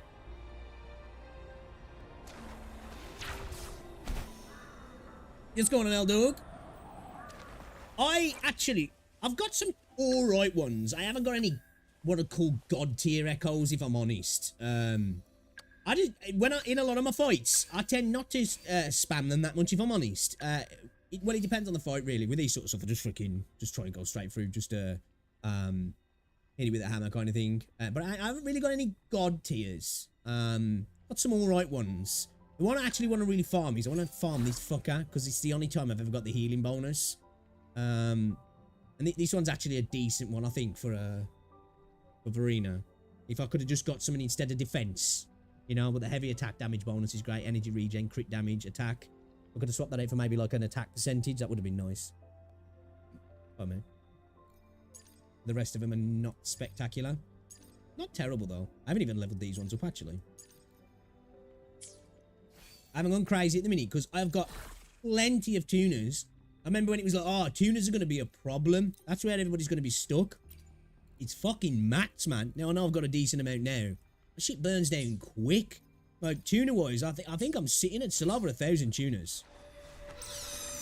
Listen up. Tear them to pieces. Zap strength. It's our curtain call. Together we fight. What is, chat, what is your favourite ult animation in this game? I think for me, it's probably still... Bitch. Probably still, Yinlings, of course. I'm biased, though. But I really do like, Chang-Li's as well. Starlight, heaven ordains. Banish all vice. Yes, it should be happening soon, actually. There's already been a gameplay shown, hasn't it? I don't know what the event it was. I think it was one of the events in China. Moment of awakening. We were actually playing it on PlayStation 5. It looks like it was fine. Shadows. Onwards. Yeah, it's going to be a big, I think a big positive for this game. From, obviously, the developer standpoint. You know, obviously from a gaming standpoint as well. It's going to get out to a lot more people. I think it's going to do really well on PlayStation. Ooh, nice feel. I do. Because obviously, I think sometimes gacha games that you play on mobile and PC might come from a bit more of a burnout perspective, in that they've got access to a lot more, especially on mobile, because that's where they all really start. But there's a lot now on PC, especially if you want to use emulate as well. You can pretty much play them all. But the console, there's not that much choice, so I think people are going to really... I hope they do anyway, because I like the game and I just want more people to experience it and hopefully enjoy it as well. But I think PlayStation's going to love it. I think it's going to do really well. Yeah, it's cool, isn't it? It is cool. Yes, I agree. It would have been nice to see it launch at the same time. I'd be curious to see why, actually, it didn't. I don't know if that's maybe due to... I don't know. Because I don't know actually, because the game, I don't know actually. I was going to say maybe because something to do, because like with China, when you register a game application to be able to like come out, you have to launch the game domestically in China within 12 months of the application being accepted and okayed. So say you get it on January 2024, the game has to be out by January 2025, basically. And I don't know if maybe that they weren't going to be able to get that done for the PlayStation, so they were like, right, we'll hold back potentially, or it was just a certification thing on the console, or it was just genuinely from a build perspective. I don't know, because I think, obviously, I think it's harder to make games for PC in terms of performance and bugs because you've got so many different configurations of hardware, but I think sometimes it can be a little bit more expensive to get them on consoles, can't it? Life is in everything. I've had enough. Get lost. My field of expertise.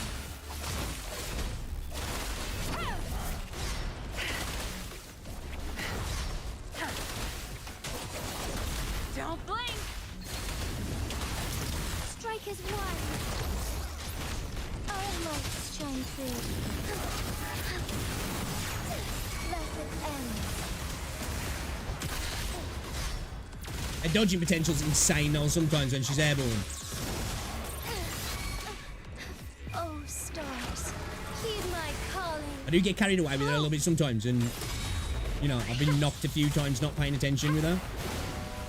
Tear them to pieces. To be fair, at the minute, Verena's healing's so good. It's our Go on, switch to Verena, and you're pretty much back to full health. Together we So you want to get that healing bonus as high as possible and get her attack high as possible, and Verena is ridiculous.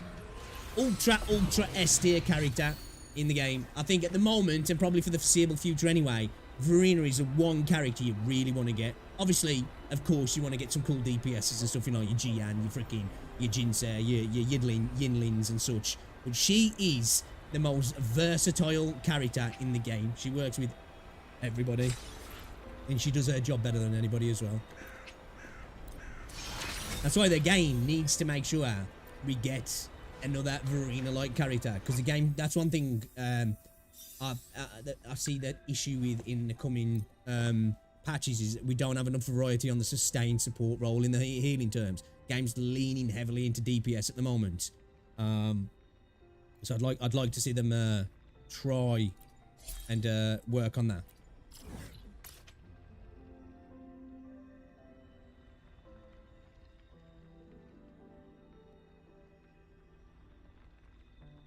Oh really? Yeah, I hope they do as well. Like, yeah, I hope the game comes out and does well. Because, like I say, I like this game.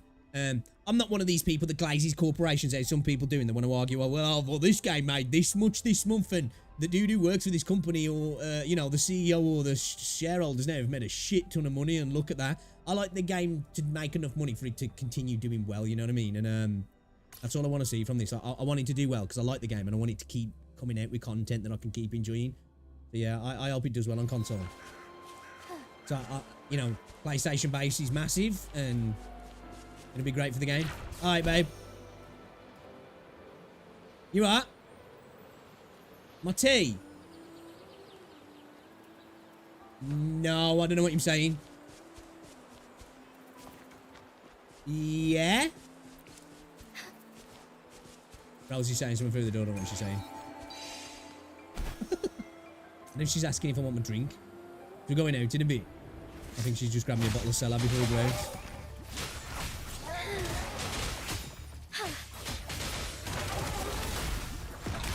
My field of expertise. Where you going, bitch?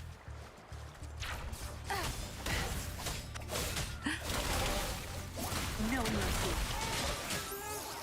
Lend me your strength. I need to get a good Juhei for Jinsei at the minute. Still using the Morning Aches, which is not like, no, it's not terrible, but I want to get a good Juhei.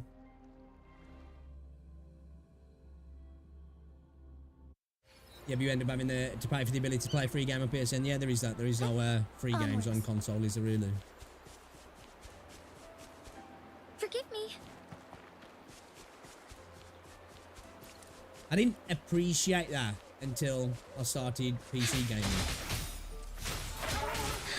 And like the idea now of having to pay a monthly fee to be able to play my games, like, or at least online games. Yeah, that sucks. Well, like I say, it's something that never bothered me before I did. But then again, though, you know, I pay for Xbox Game Pass, so.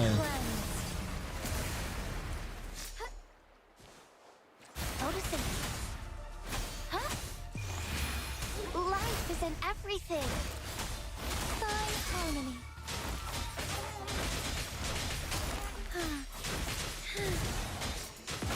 Embrace the change.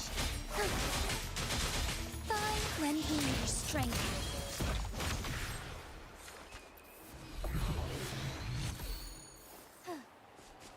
I need to reset my login details anyway for my PSN. I forgot it. I remember my fucking. That's the one thing actually that I've had nicked. I remember when my PlayStation account got fucking robbed.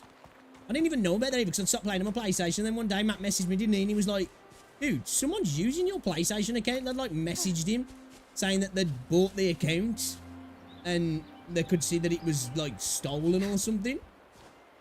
I got it back like. Luckily, Sony were actually quite good with that. Managed to sort it out pretty quickly. Yeah, I forgot about that actually.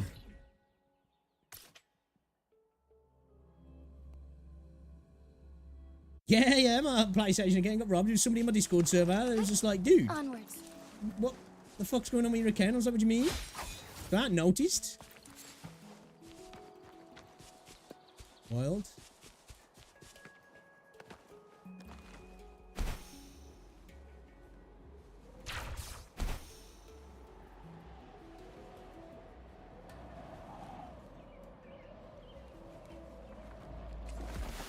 No mercy. Zap string. It's our curtain call. That's what this game needs at the moment. It needs 2FA. Big time. One of the main reasons I really don't want to spend any money at the minute. Is for the potential of obviously something happening. Now I know you can secure yourself, you know, there's things you can do to make sure you're a little bit more secure, but yeah man, it sucks not having 2FA. I'm pretty sure it still doesn't have it. I could be wrong, but I've had no guys to say, you know, you can enable it. Tear them to pieces.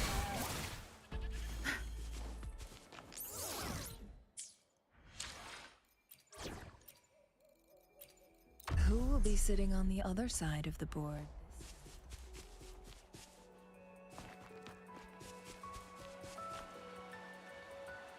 I don't know, a dress burns and you get a what's it when is it when your ult's charged, or is it when you got your stacks, or is it when your full time bar's full? It looks cool. Yeah, it's wild, man. I could be wrong and it might have had an update now where it is, but I don't know if it's something that they can do via the website now or what, but I've had no notification that anything's changed, and it's a big issue for me, that is. Especially with a game where you're you know, there's a push for you to spend cash. I got to build Changli as well, man. Get that dirt burst damage up a little bit.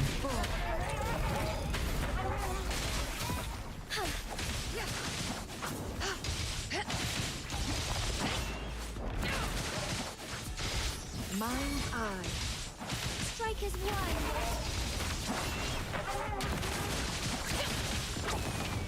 Be reduced to Cool ult animation as well.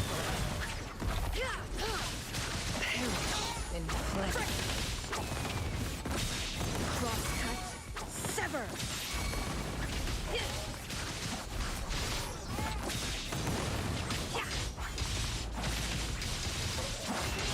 Yeah, Changli's cool, man. I like her as well, actually.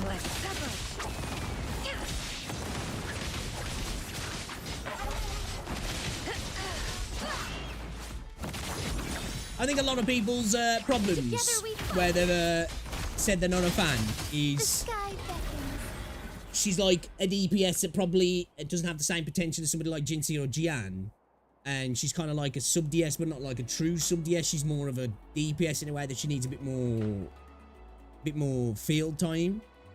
But like, I think that's for people who just like want to min-max everything. Like for me, sometimes it's just nice to switch your team up. You might not have the most efficient squad, but I just like switching the team up sometimes because the animations look cool. They're just fun to use. You know, like, so always about the fun for me. Some people, when it comes to gacha games, which I think sometimes people play them, well, there's no wrong way to play a game, but I think people worry so much about min-maxing and, dude, I've got to be outputting the maximum DPS all the time, you know, and I don't like a character unless it fits into this particular thing. But like for me, I'm just like, does it look cool? Like, yeah, I'm sold. You know? Is it fun? I'm sold there, man. Am I doing 15% less DPS in a short amount of time? Don't mind. Fluorescent shadows. Right, yeah, exactly, yeah. Variety is the spice of life, as I say. Sacred light. Together we vanquish. Come on, how fucking cool does that look, bro? You know? The sound as well. Like the explosive impact sound that she makes when she does those. Sounds fucking awesome, I think.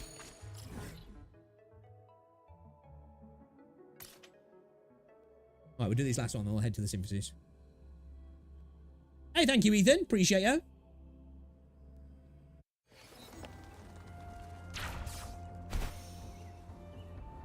That was a wet burp. Yeah, it's my ult, isn't it? Why my like our clothing's on fire.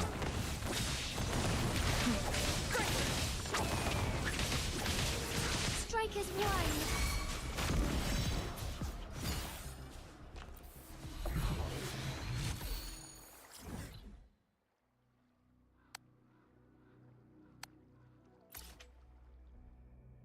Went into 6. I'll have to get off in a bit, I am.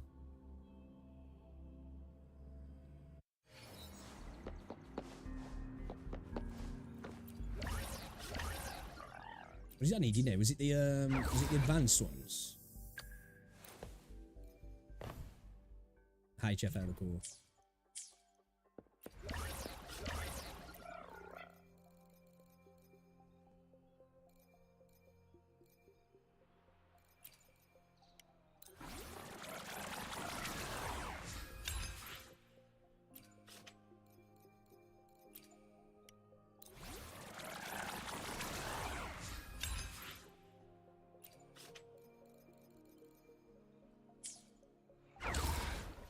Do I have enough?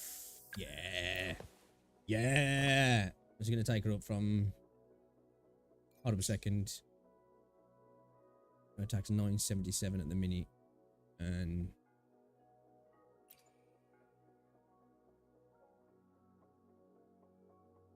66.4 healing bonus. We need to get that healing bonus up. Look, it's bearing tiny fruits. Another miracle.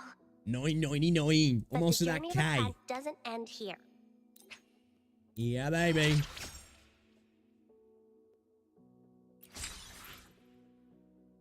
She's both. She's both. So she heals and she buffs. So like Herald heals, but then it applies like when you switch out, she continues to do damage in the sense that when you attack, she has a simultaneous attack as well, kind of thing, like. And a skill as well. She's really good, man. She's like really good. That's why you want to concentrate on healing a bonus and attack, because she heals off her, she scales off her attack. So the higher attack, the higher she heals. So yeah, you can, like, when you switch to her, you can pretty much fill a character's health with a healing, like off a couple of like heavy attack, boom, boom, boom, boom, when you're in there, and then they heal and switch back and you're good to go as well. She's a quality character, man. It's probably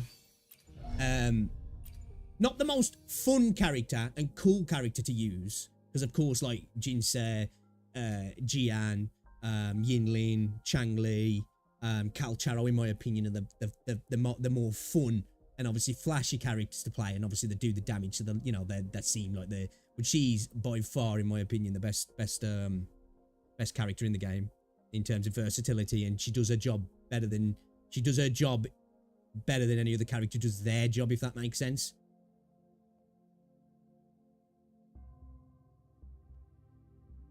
Yeah, that's one thing this game well, I've spoken about this before. In these sort of games, man, support is the most important role. You know, they make your teams better than any DPS, really. Especially because obviously they can improve the DPS, and then that makes your team better. And if you've got, like, you know, sustainability, healing, buffing, you know, they do a bunch of stuff that just makes your team better in general. Obviously, DPSs are they become the hero, don't they? It's like a striker in a football team, you know? They're the goal scorer at the end of the day, but it's everybody else that kind of, you know, allows them to facilitate their job. Without the rest of them, they're just nothing, really. And she does that facilitation better than anybody. Like, better than anybody. You know, like, I'd probably say the best sub-DPS support role other than her is probably Yinlin, in my opinion, because their off-field damage is insane. Insane. And in my opinion as well, Verena needs very little on-field time as well for what she does, how good she does it as well. Like, the efficiency is just off the charts, in my opinion.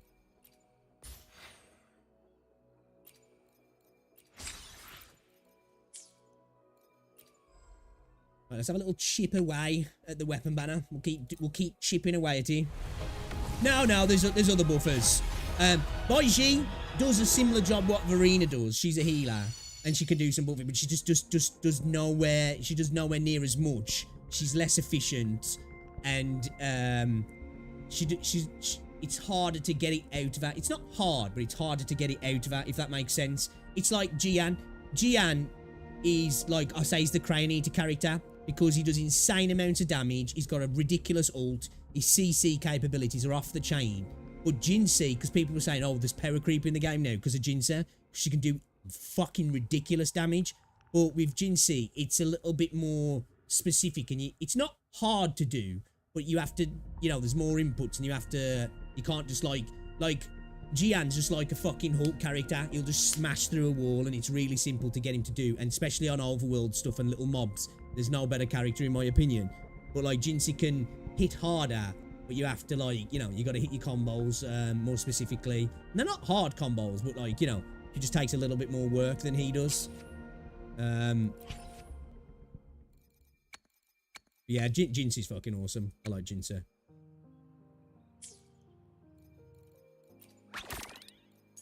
Alright then, you know what, chat? I didn't want to end now because I've only played a little bit. Got some dailies done though. But yeah, I'm going out in a little bit, and it's 10 to 6 now. And I think I need to be ready for 7 o'clock, and I need to go and have a shower and get ready and get out.